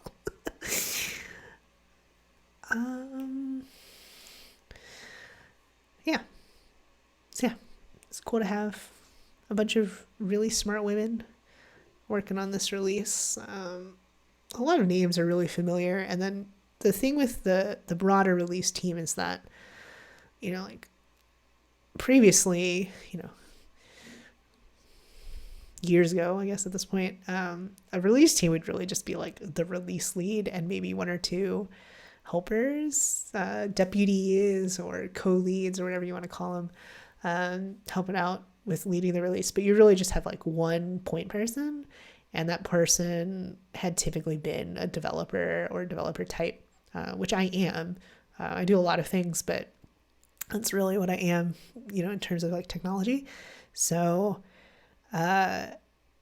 as we've grown as a project, we now have like an executive director of the WordPress project, and that sort of thing, who also happens to be our release lead for this release.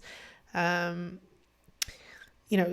we've grown as a project, like we really need more focus areas. So now we have things like, a documentation coordinator, wranglers, that's the term everybody loves to use. So something to know about me is like I actually really dislike cutesy titles. It's like I don't know, like I love nicknames and that kind of stuff in a friendly context, but in like work professional context, I actually really dislike cutesy names. So anyway, to me, it's a documentation coordinator and somebody who like makes sure that, especially like developer relations type stuff, any sort of documentation, usually in documentation, all that stuff is coordinated and is published on time, all of that kind of stuff. What highlighted blog post today? What is this blog post? Oh, cool. I'll leave that alone. Yeah, so we have like a documentation person, a marketing person, you have like a technical lead versus the release lead, as well as like design, editor, and the editor tech, because those are also, because it's such like a large focus area and also is very different from like the rest of WordPress, where some of us like long timers are more familiar. We also have that as like a separate area. And then in this release, we also have a new default theme being worked on. So that has its own lead and team. So we just have a lot of people kind of, leading up different areas. We have had similar structures in the past, but This really I like that it's made it so that we're deliberate about stuff like documentation and marketing. Hi, welcome back. Yes, I'm still on. Probably be on until the end of the hour. Okay, we have this keeps opening in the wrong window. Enhancing image preview core proposal. Oh, I think I saw this. So what we need to do here is theoretically that's a good way to couch this is as simple as theoretically. That's something about like deliberate communications, is to really be mindful of how often you use stuff like simply or just or only, that kind of thing. Just because those terms are very relative, right? And so when you're communicating outward, especially to a huge audience, it's dangerous to make those assumptions. And rather than like sounding reassuring, it makes people feel bad if they don't know those things. So typically we advise to go through anything that you're writing and publishing out there, and remove things like simply and just. And it's honestly, it's good for when you're talking to people too, right? Like if you would just do blah, blah, blah, like frequently can make you sound like you're being kind of mean about it. I say that as a person who like is like purposefully mean, not infrequently, but you have to know what you're doing. You can't just like be accidental about it.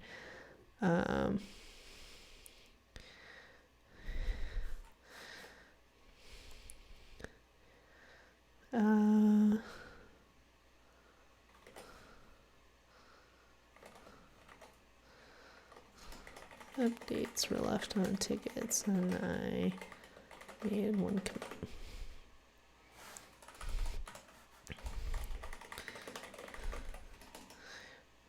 Track reports.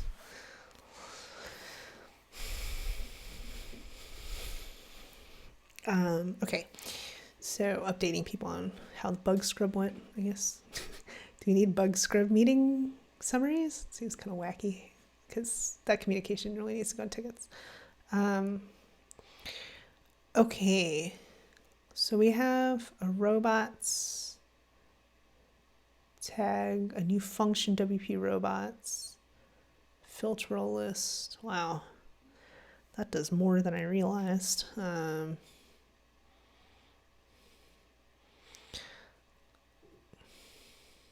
People like that I did my job. Cool. Yeah, basically. Yeah, that's another good one. That's one to avoid. I think I have a very bad habit. I think I say basically a lot, like talking. That's like a filler word. The same way I'm saying all the time right now, which I noticed the other day. It's okay. Filler words. It makes it human. Otherwise, people think that I'm a robot. Okay, what is this proposal? I'm just reading this proposal while they're figuring out. So something with text-based chats, especially when they're, the people don't always necessarily have something to talk about, is that there's a lot of downtime. You just have to be comfortable, especially if you're the meeting runner. You just have to be comfortable with it being silent for like a minute or two, and that's okay. That's just how it is.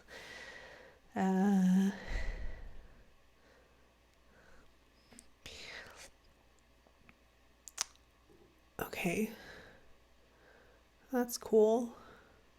So any feedback here? Okay. Max image preview.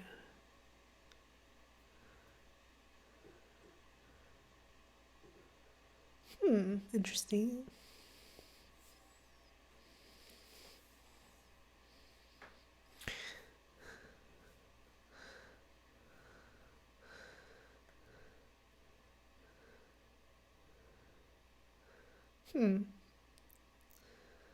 So this really is a Meta Robots API, huh? Sure is.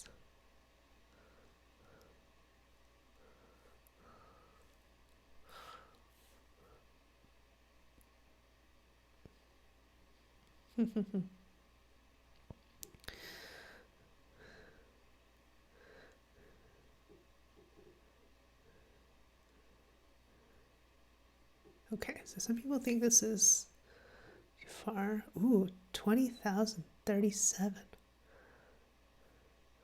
Then we should consider building a full meta tag API. Of course, we're going to end up there. It's not a bad thing. Ah, okay. Yeah, look at that. Opened 9 years ago. So we're in the 50,000s now for tickets. So, big yikes. Okay. Okay.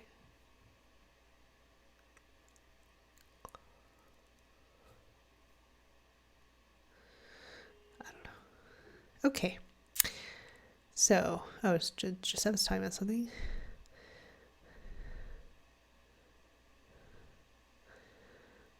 Okay. Yeah, so we're going to have, as Joseph is saying in this chat, again, being an open project, we also do our very best to have an open process. We're humans, not everything is perfect, but the release team, release squad is going to have a call just to get on the same page. We will not make decisions in that call the same way that I am doing my very best not to like make a decision here verbally. I'm trying to communicate everything back out into tickets and Slack.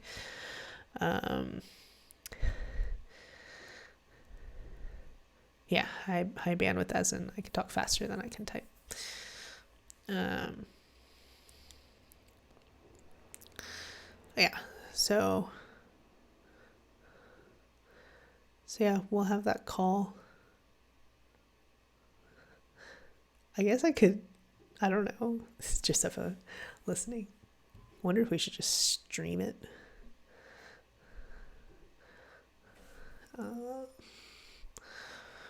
I don't know. We could, I guess. I'll ask her later. I'll make a note.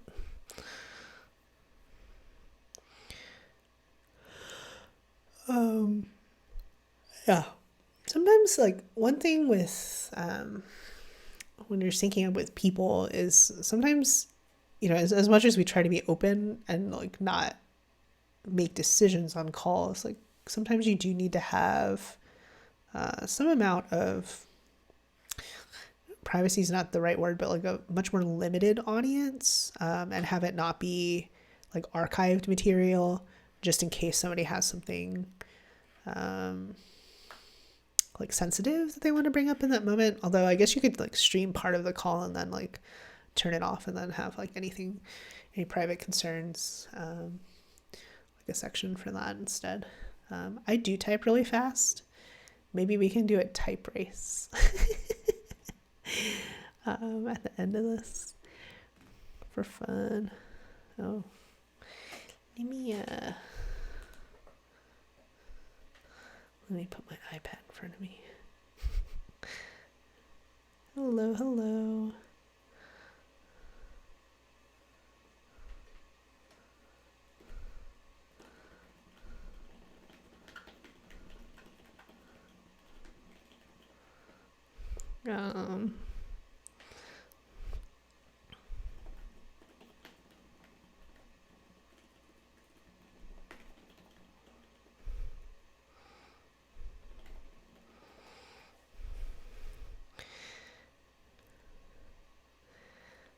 Yeah.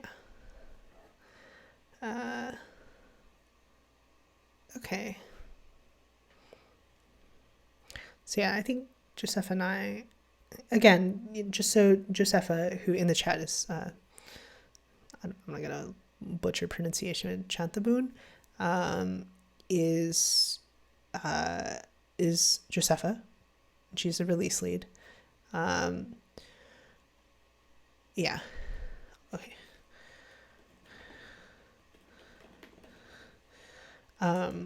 So she and I we've known each other for a very long time. Okay, let me say this.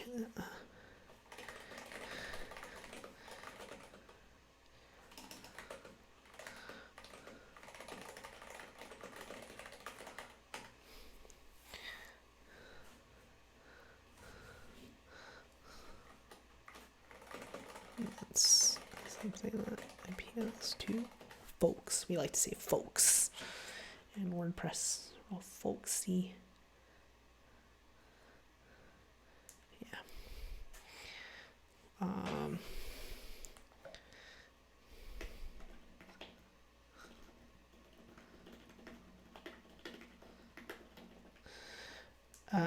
Yeah. So she and I are we work well together. So some of it because we're somewhat similar. But also like we've just known each other for a long time, so we're comfortable with each other.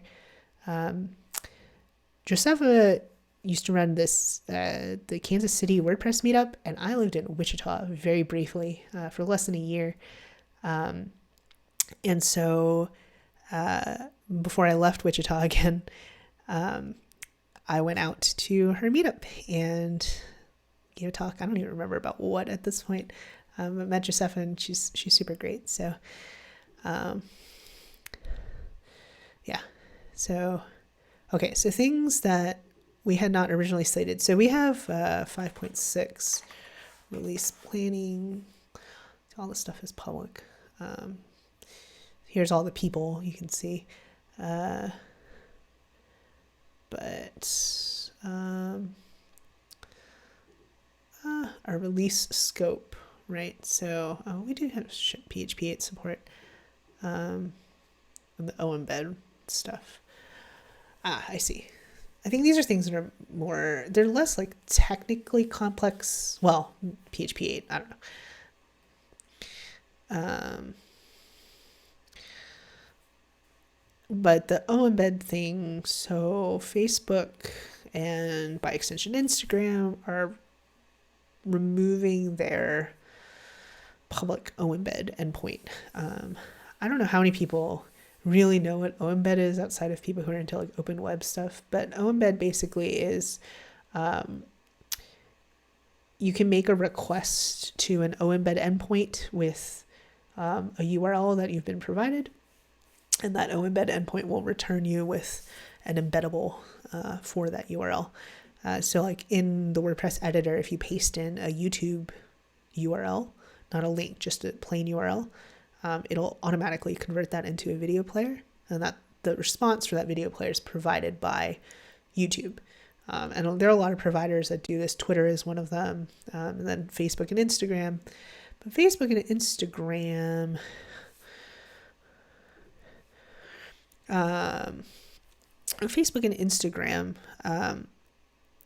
are very much closed-walled to begin with. I mean, that's no secret, I don't think.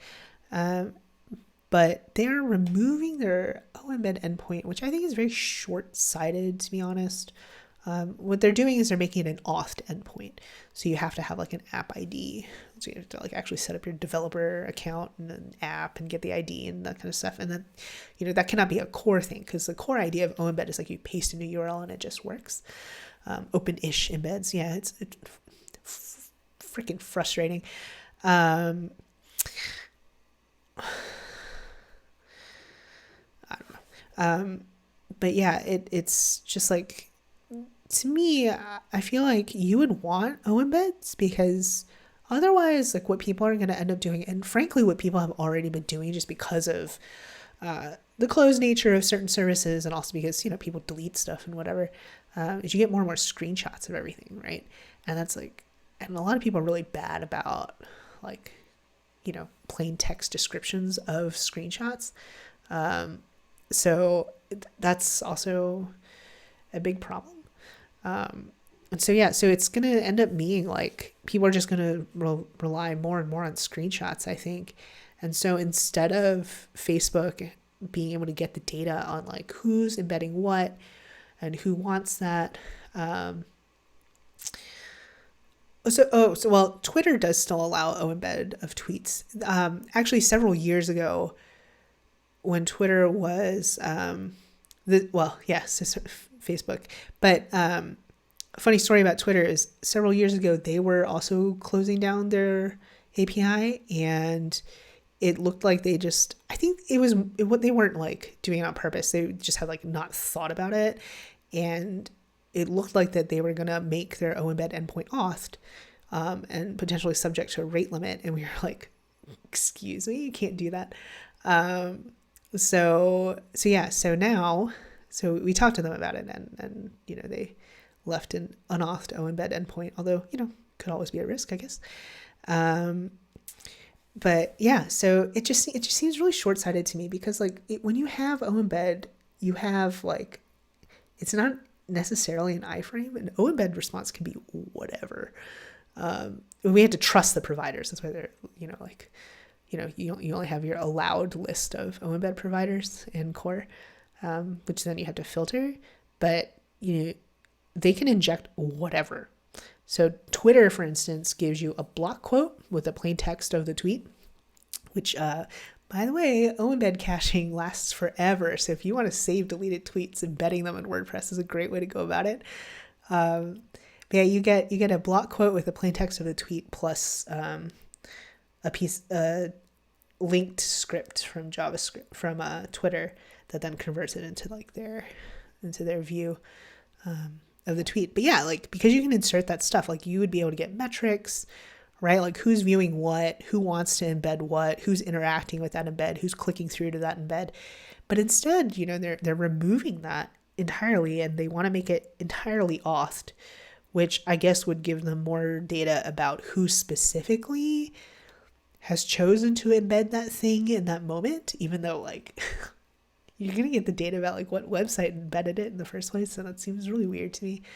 But yeah, like I just don't understand, like, why wouldn't you want that information?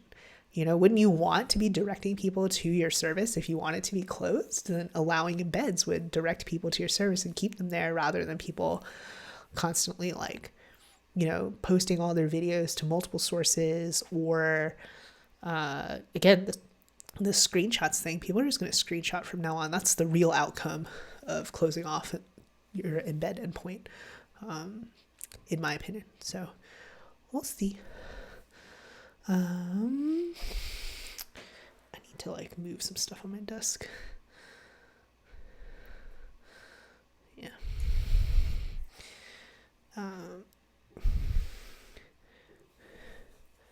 Allow embeds and prompt a login to view them. Yeah. There are lots of things that they could do to like retain that view and retain that closed garden thing. I don't know what the deal is, but like as far as my understanding is that somebody has said something to like a contact that they know, or has sent it through their official venues. I don't know, but somebody has had a conversation and they were like, no, we're not going to do it. And I just don't understand that. I just feel like that's super weird, but whatever. Honestly, like Instagram embeds are broken like half the time that I see them on the web. So whatever, maybe it's for the best. Okay, I don't know what that means. Be better to be specific about what landed that you didn't realize. Yeah, so in this big release scope, I don't know what this one means. Full site editing. We'll see what happens. But yeah, we're going to have a new default theme, which is, we'll see. Oh, bless Jonathan.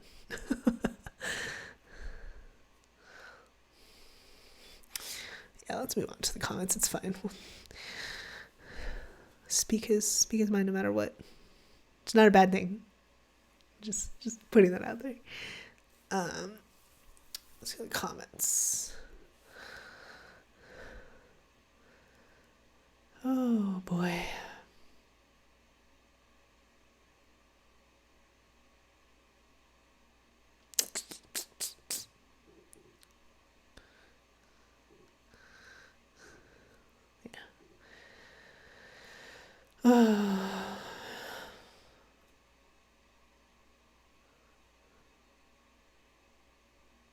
Oh yeah, this is what an embed looks like. You still paste it and it works. So I see. Any pasted link. So Gutenberg does not do an allow list. Okay. They just don't show if you're searching for them. That makes sense. But yeah, if you paste the link for the moment, it'll still work. So. Okay.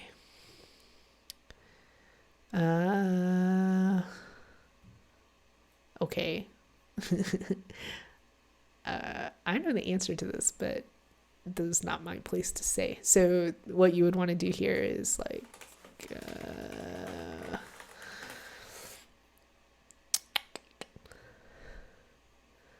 you would want to get together with, I'm losing my voice because I've been streaming for a while now.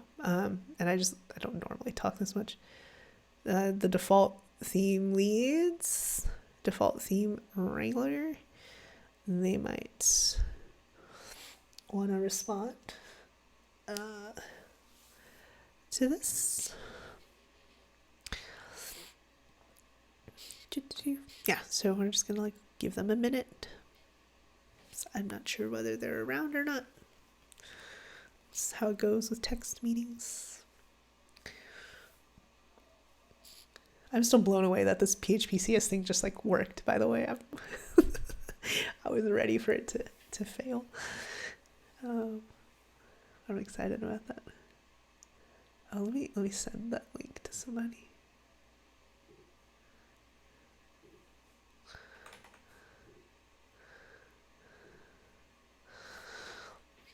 Send it later.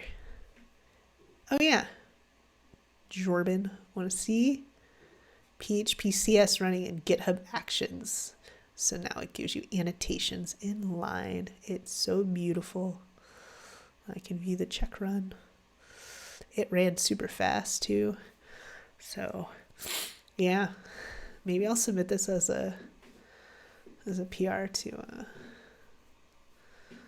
and attract it to our actual one, so we can start shifting stuff off of Travis. Because we don't have to move all the tests all at once. I think that's somewhere where I got really mentally stuck for a while. Is how do I run this setup script and blah blah blah. But we could just start with moving linting over, and even just that would save us a bunch of time. Because I think that's already a discrete build on Travis.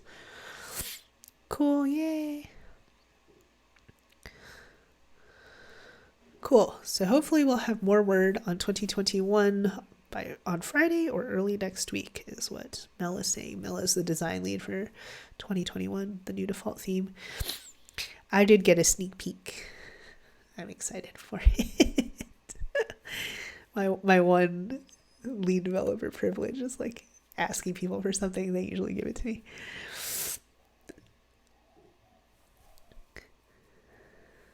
That includes WordPress swag. I don't think there's a wrong many to ask questions, but have they considered reversing the full screen preview by default? I don't know if they've considered it. I don't really know why the opinions are so strong on it, to be honest, because I was not participating a whole lot in WordPress core at the time. So I don't really know why the opinions are so strong about that. I personally dislike it. I don't know, but the thing is the way that I navigate around the admin, typically in a way that I'm actually paying attention to that, is not a normal workflow. Because I'm clicking around, going back and forth because I'm testing something. When I'm actually writing on my own site, I have not noticed it. Because when I'm writing on my own site, I'm just writing and I'm not super worried about the other stuff.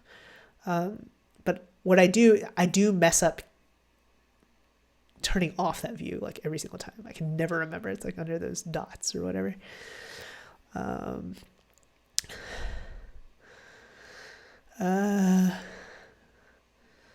Yeah, Facebook and Instagram embeds. Now we're going to talk about it. As far as the full screen preview, I don't know, I would have to do some research. So that's why it's so important to keep everything documented in places like Track or GitHub, I guess for Gutenberg. But it's really important to keep, at least the summaries of discussions in more asynchronous places, because I need to be able to do research later, right? So like I should be able to go find, let's say, the Gutenberg repo, and I should be able to go to like pull requests and search for, I don't need it to be as open.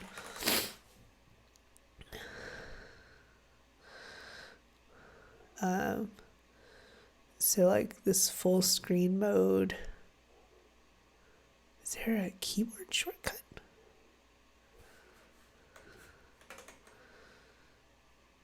Command Option Shift F.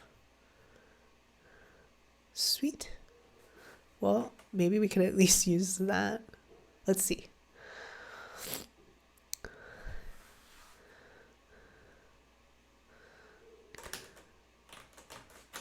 That's not working. Oh, no. Command Option Shift F.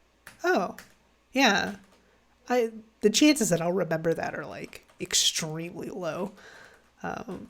Okay, well, there's a keyboard shortcut at least. So yeah, so doing research can tell you these things. I assume that's labeled here, right? Oh no, it's not. Why? How come that doesn't have? Anyway, full screen. Okay, here, make the editor full screen by default. We had a lot of feedback suggesting it's a better experience.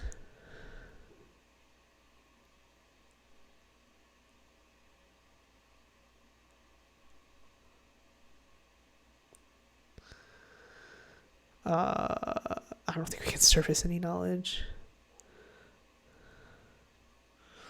Oh, Jordan. Hot take. On hover, the shortcut is labeled.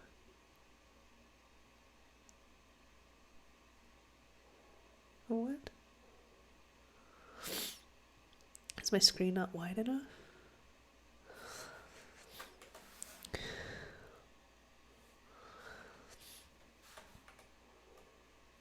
I don't know. Oh, for code view. Yeah. Yeah, that's the thing, is like, I feel like it should have that label here. I don't know.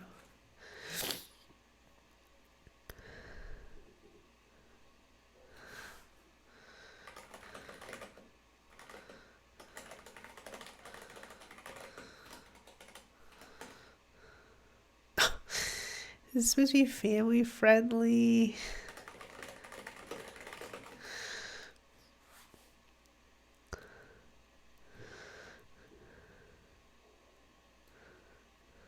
Okay, so Jake reached out. Yes, I'm mad about it.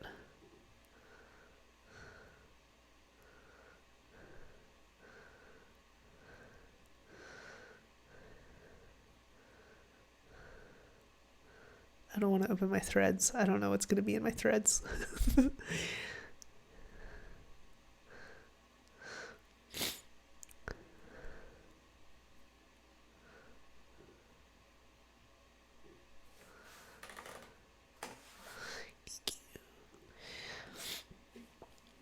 I'm a huge potty mouth, by the way, but I think there are appropriate times for that and inappropriate times for that. I'm not doing it on stream for the most part, because I think that, like,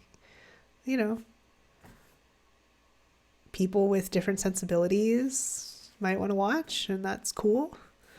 Yeah, Jordan can confirm I'm a huge potty mouth, but it has to be contextual. My big thing right now is that everything is contextual, and I have to have some amount of trust to know that I can let it fly, because I am a New Yorker, and not have you turn it into a problem.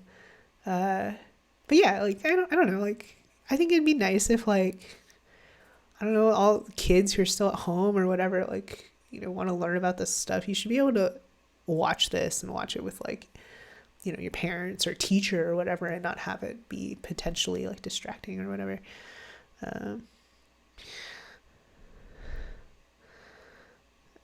Okay.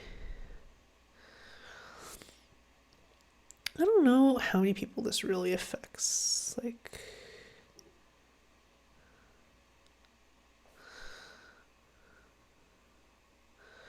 we cannot centralize that.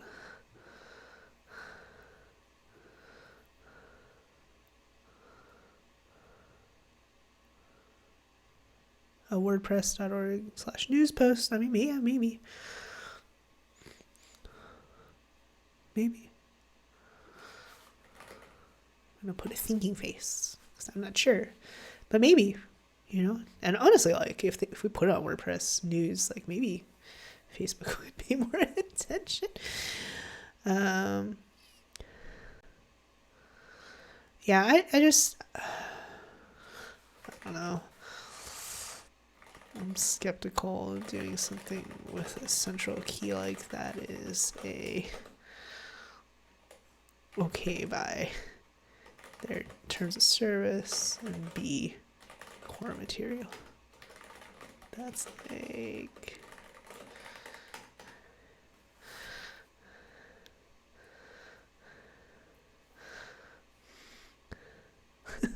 so this is we all make jokes about Jetpack, but what Jetpack does do does help a lot with is centralizing that kind of auth stuff, because opening developer accounts, OAuth, and all that kind of stuff, they make it complicated on purpose. You know, some good motivations, I'm sure there, but that's what, that's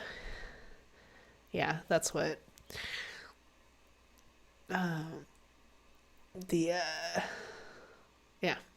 that's a lot of Jetpack's foundation is helping with smooth over auth issues.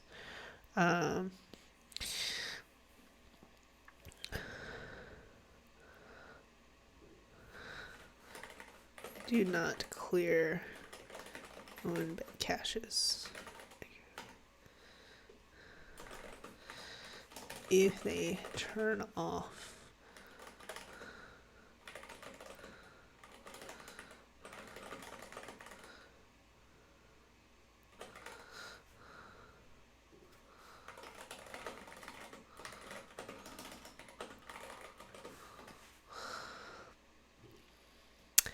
is it not clear YouTube omeds?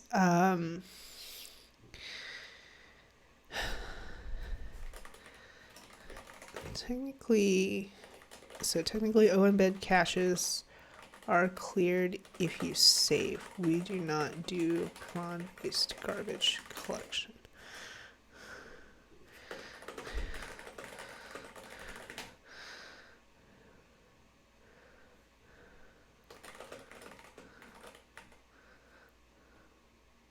TTL is saved.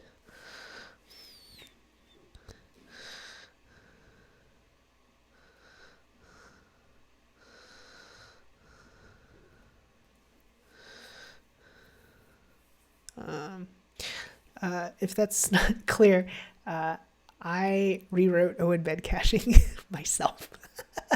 So that's why I know it so well.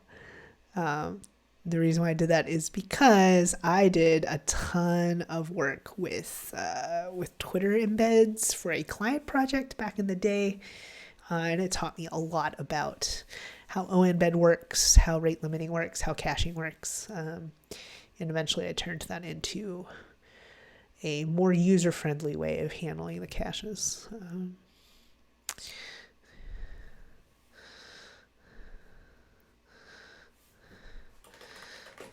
Use like create material for a make core post and a call for comments. Yes, I made WordPress better with the embed cache. I did it for semi-selfish reasons.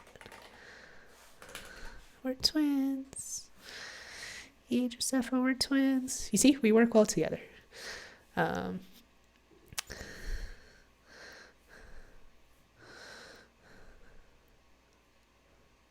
Great.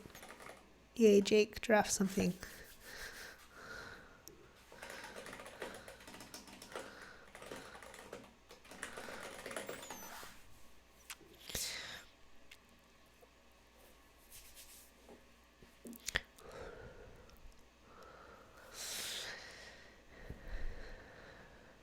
cool.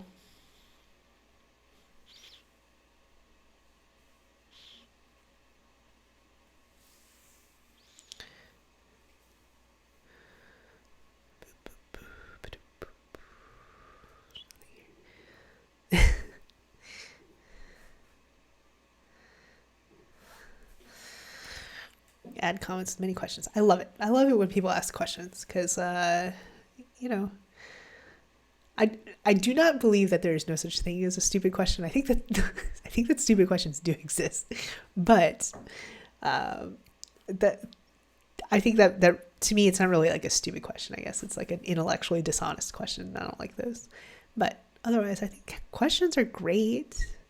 Ask lots of questions. I ask lots of questions. I think that's I think that's actually a huge leadership skill, is knowing like that you are in a position of leadership, right? Like owning it and asking questions when, even if it's not something that you're actually curious about, or if it's something that like you've managed to figure out in the meantime, but sometimes it's really important to like purposefully ask questions, right? To set that example of like, we have a culture of asking questions, answering those questions respectfully. And then, also like making people comfortable, like, okay, I'm newer here. I'm, not at the same level in your career hierarchy or whatever, but, if a director can ask a question that seems like kind of simple, then maybe anybody can ask a question and it's fine. All right. So, yeah, good wrangling. I don't know how much. I'm definitely super curious how much Facebook and Instagram embeds get used on WordPress sites. That's oh hmm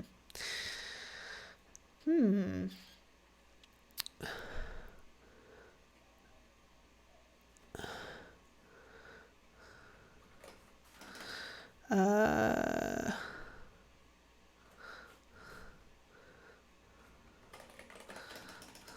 it'd be nice if we could get some kind of stats on Facebook, IG.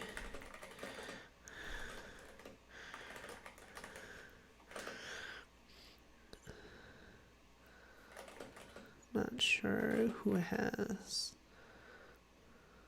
the ability to parse that kind of info. Maybe.com. Oh, for Penske. Is that even the right name? God, I'm so bad with names. Yeah, okay, so you do use them a lot. I feel like I don't see Facebook embeds as much. Maybe just because most people keep their posts private. But yeah, Instagram, I definitely see embeds a lot. But Instagram embeds are like frequently broken for me. And I've just, I don't know, maybe like I have an ad blocker and I don't even realize it at this point. What is this ticket? Bot, where are you? 50521. Oh, that's my coworker. He's on my team at 10 Up.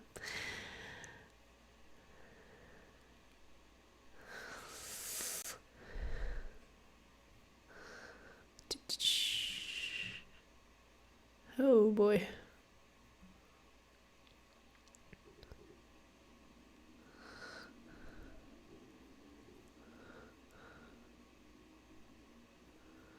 Oh, because it had just been. I see, it had just been mentioned.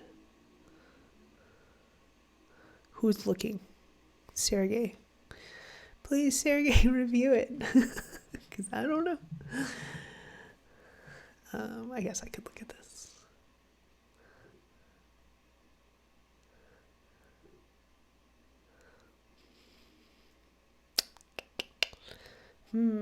Oh, it's so small. I thought it was going to be like terrifying. Okay, if is array. Okay.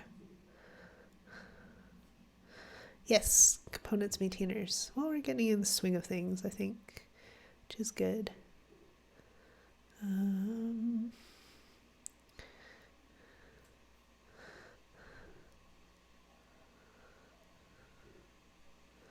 Cool.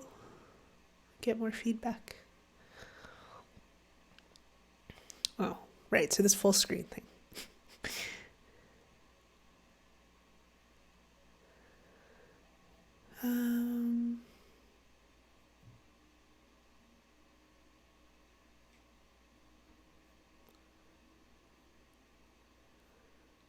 I guess. How do you see the admin menu? It's not clicking here. It says view posts. Oh, so that confuses me.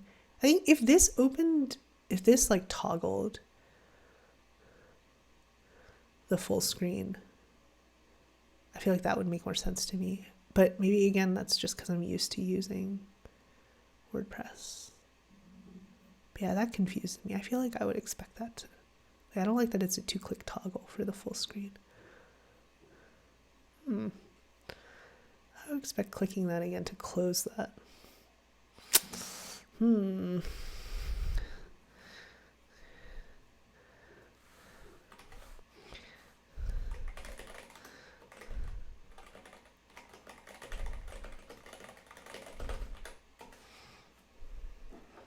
Yeah, I don't know. I don't know how you're supposed to get out of full screen. Maybe that's the real issue. Maybe the issue isn't actually like full screen as default. Maybe the issue is really just that like, there's no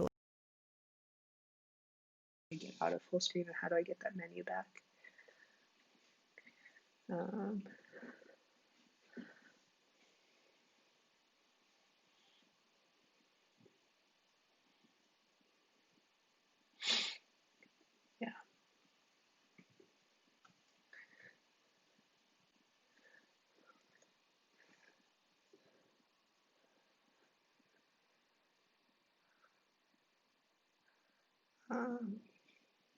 No, Jordan.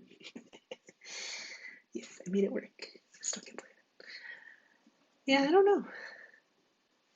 I think that's what it is. Is that like I frequently click here and then it takes me to view posts, and it's like not at all what I was expecting. And I was kind of expecting to still be able to like slide open that menu, and it doesn't seem like there's any way to do it except that. So,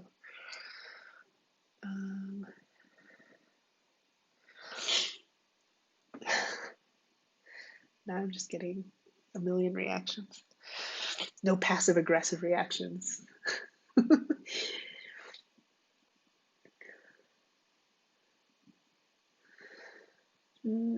Okay. Oh, here, okay. So this is like additional context. I see. So that's why there's so few comments here.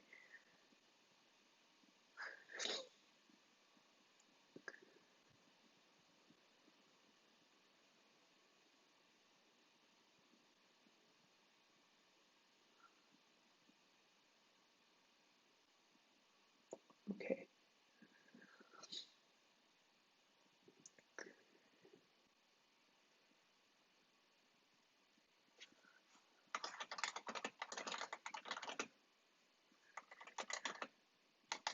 Show.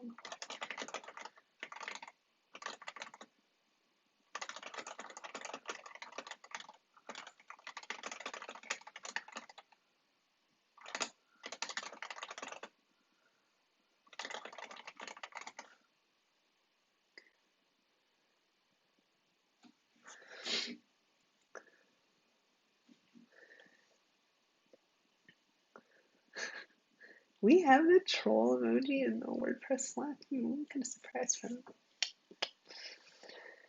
I don't know why I'm looking at who reacted to this. It's vanity.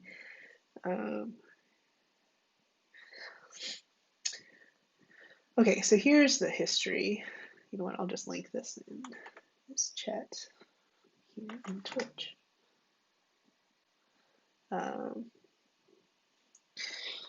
Yeah.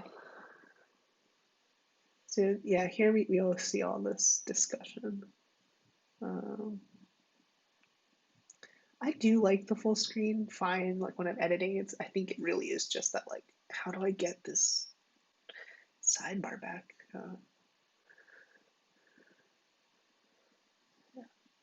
So yeah, this will give all the context for at least what people said, and then oh, I see that here.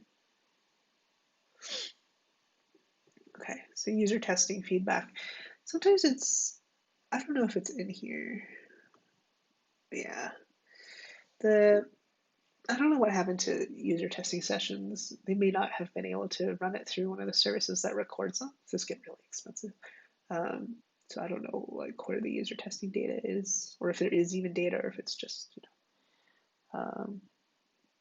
know interpretation, which is fine. I think sometimes like we expect to have quantifiable data when it's like it's not really practical, or you don't really need it to actually make that decision. You're just trying to use it to like cover up. Yeah, there's always a plugin too.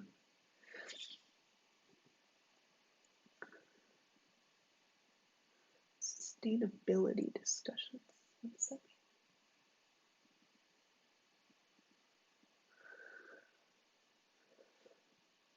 I don't know what that means.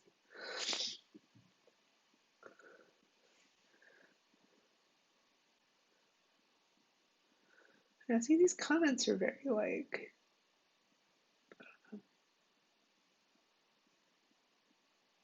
agitated, I guess. I don't want to like assign intent, but they read that way. Oh. Yeah, that was lost too. I don't know what that is. Yeah.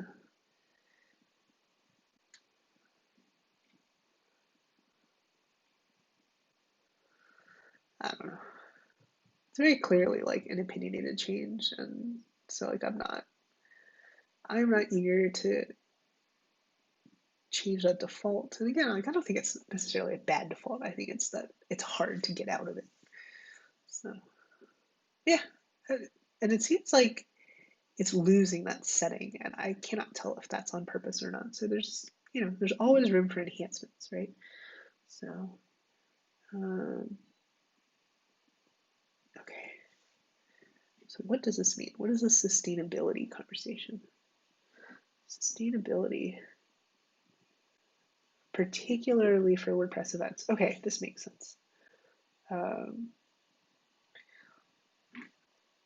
Yeah, what can we do about events since we should not get together in person anytime soon?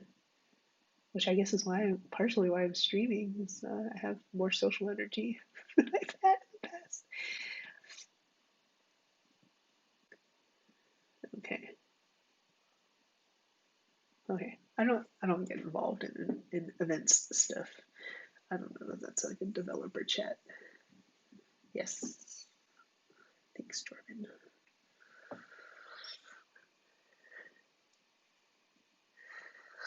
Yeah. I mean I am interested in like this like Fi for the future stuff, right? But I don't think that this is their current focus area, so probably don't need to worry about it too much in core stuff, hopefully. Okay. It's cool. It's cool that you're working on that. I don't think it's for dev chat, but let people have their moment. All good. Clean up my tabs a bit.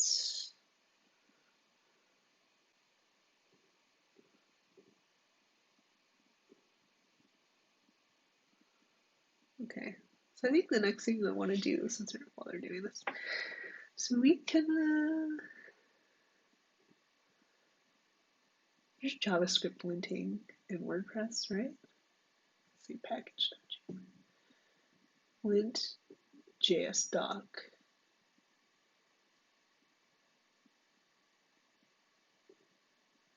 Huh. So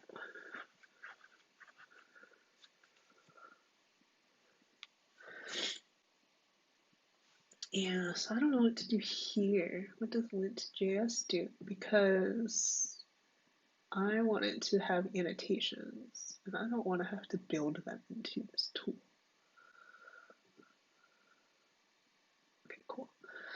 So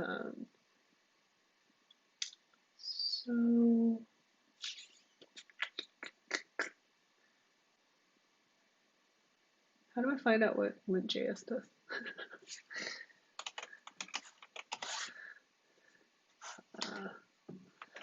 WP.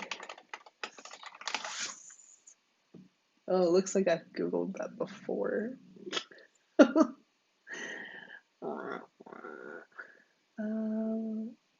Am I using?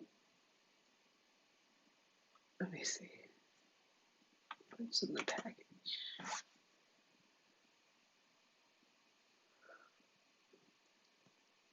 Can't navigate.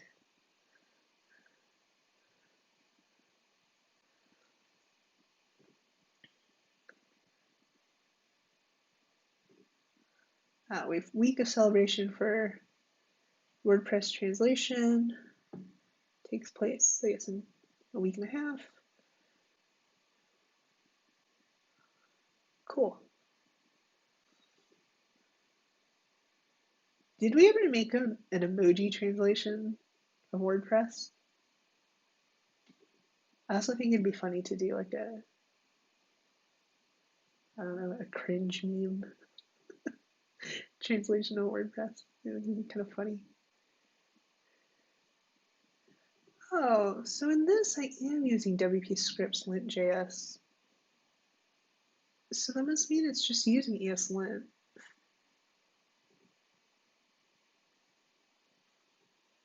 Yes, Jordan is a maintainer. Along with Gary. Shocker. I am so shocked that Gary is involved in emoji in WordPress.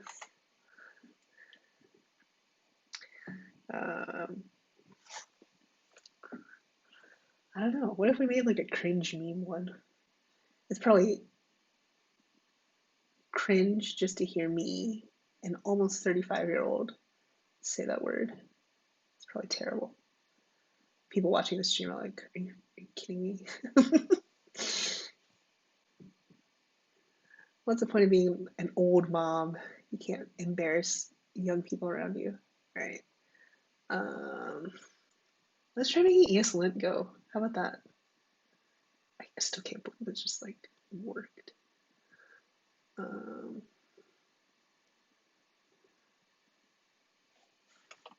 just have to like undo here, right?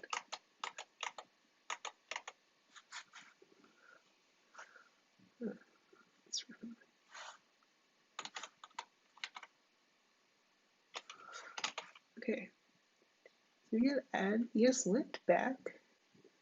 Do we use node 12 and core? Bye, Jordan. I'll do it again tomorrow.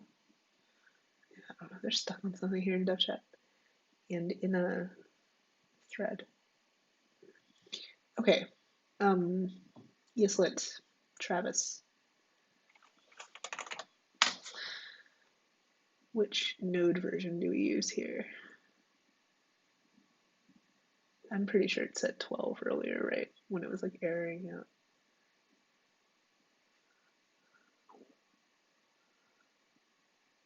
Where do we have it defined? God.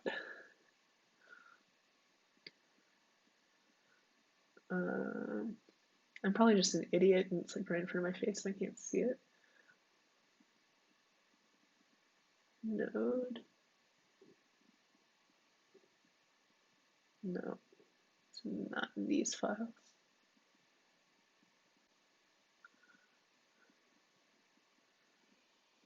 I don't know. Let's just leave it at 12. What's the worst that happens? I just change it later. Okay. Is this gonna work? I feel like it's just gonna work, right?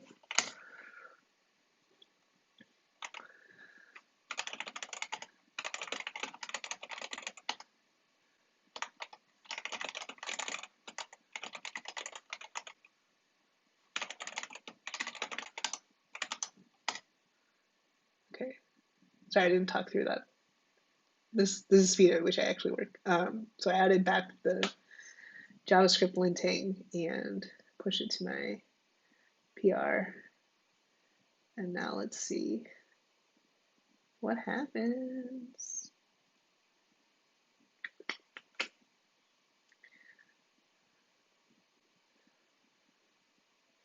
Look at that. Let's see this ESLint job. I wonder if they should just, well, sequentially. Okay, end of dev chat. Good job. So yeah, so part of this like expanded release squad thing is we've also been defining larger groups for each discipline area, focus area, to really be purposeful about mentorship and getting more people ramped up as well, on top of like, the makeup of the team. But I hope that's something that we continue, because it doesn't, like, demographics aside, like, we could just use more,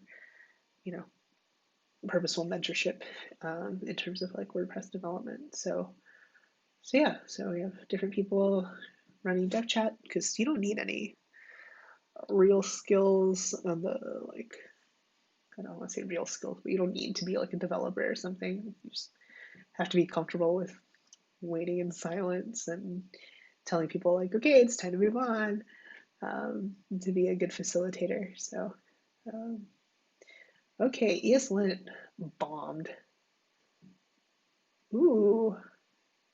Oh, but it gave me like actual errors. Ooh. Do I not get those errors locally? npm run lint. No. That wasn't the name of it. What is it? Lint.js doc. npm run lint. Why is it JS doc? That seems wacky. Why isn't it just JS? Okay, I'll let that run. Okay, well, I have actual errors here.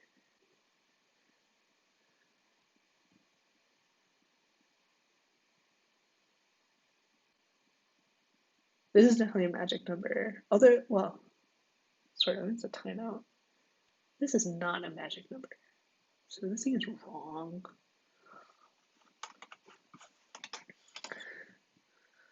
Let me thread it to myself.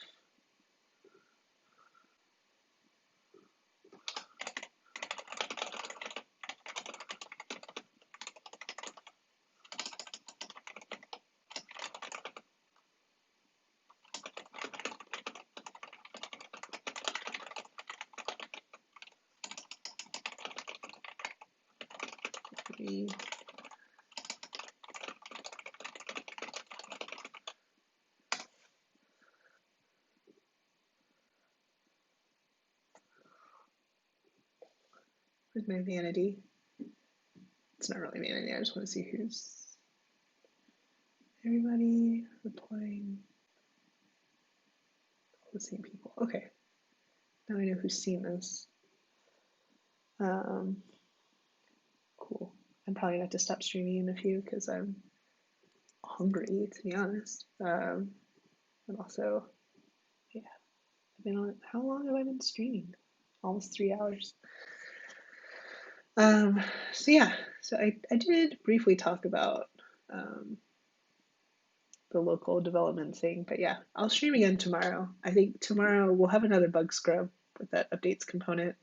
I'm going to continue working on this dev container stuff. So actually, hopefully tomorrow I'll be able to talk about what this is, this Visual Studio Code Spaces thing. I'm going to try to get that fixed up, so I can talk about it on stream. And I think another cool thing to talk about tomorrow might be like why I'm so particular about like GitHub issues and pull requests. So I will sync this over to YouTube as well. So I've been dumping these onto like my YouTube account. So it'll be there for any reference, I guess. Again, that's part of why I'm, I don't want to say anything like too out there, because sometimes like in a stream you can say stuff and it's just like, fades into never, but especially with the open project, it's like I should keep a record just in case. And so I don't want to say anything that could be like taken out of context. I'm being careful about that as well, but that's just professionalism. Yeah. Thanks for joining me. Yeah, I've been doing streaming this sort of thing. Actually, I watch like a mechanical keyboard streamer because I like keywords. Not just because I type fast, I also just like keywords. But it's been really interesting to like get to know like what people do with their streams, and some people just sit around and chat. I've watched a couple from people who work at I think like Netlify and some other places, and they do like code related streams or just like answering questions, and I think that's pretty cool too. Um, so yeah. So anyway, I'll be back on tomorrow. See you guys there. Bye.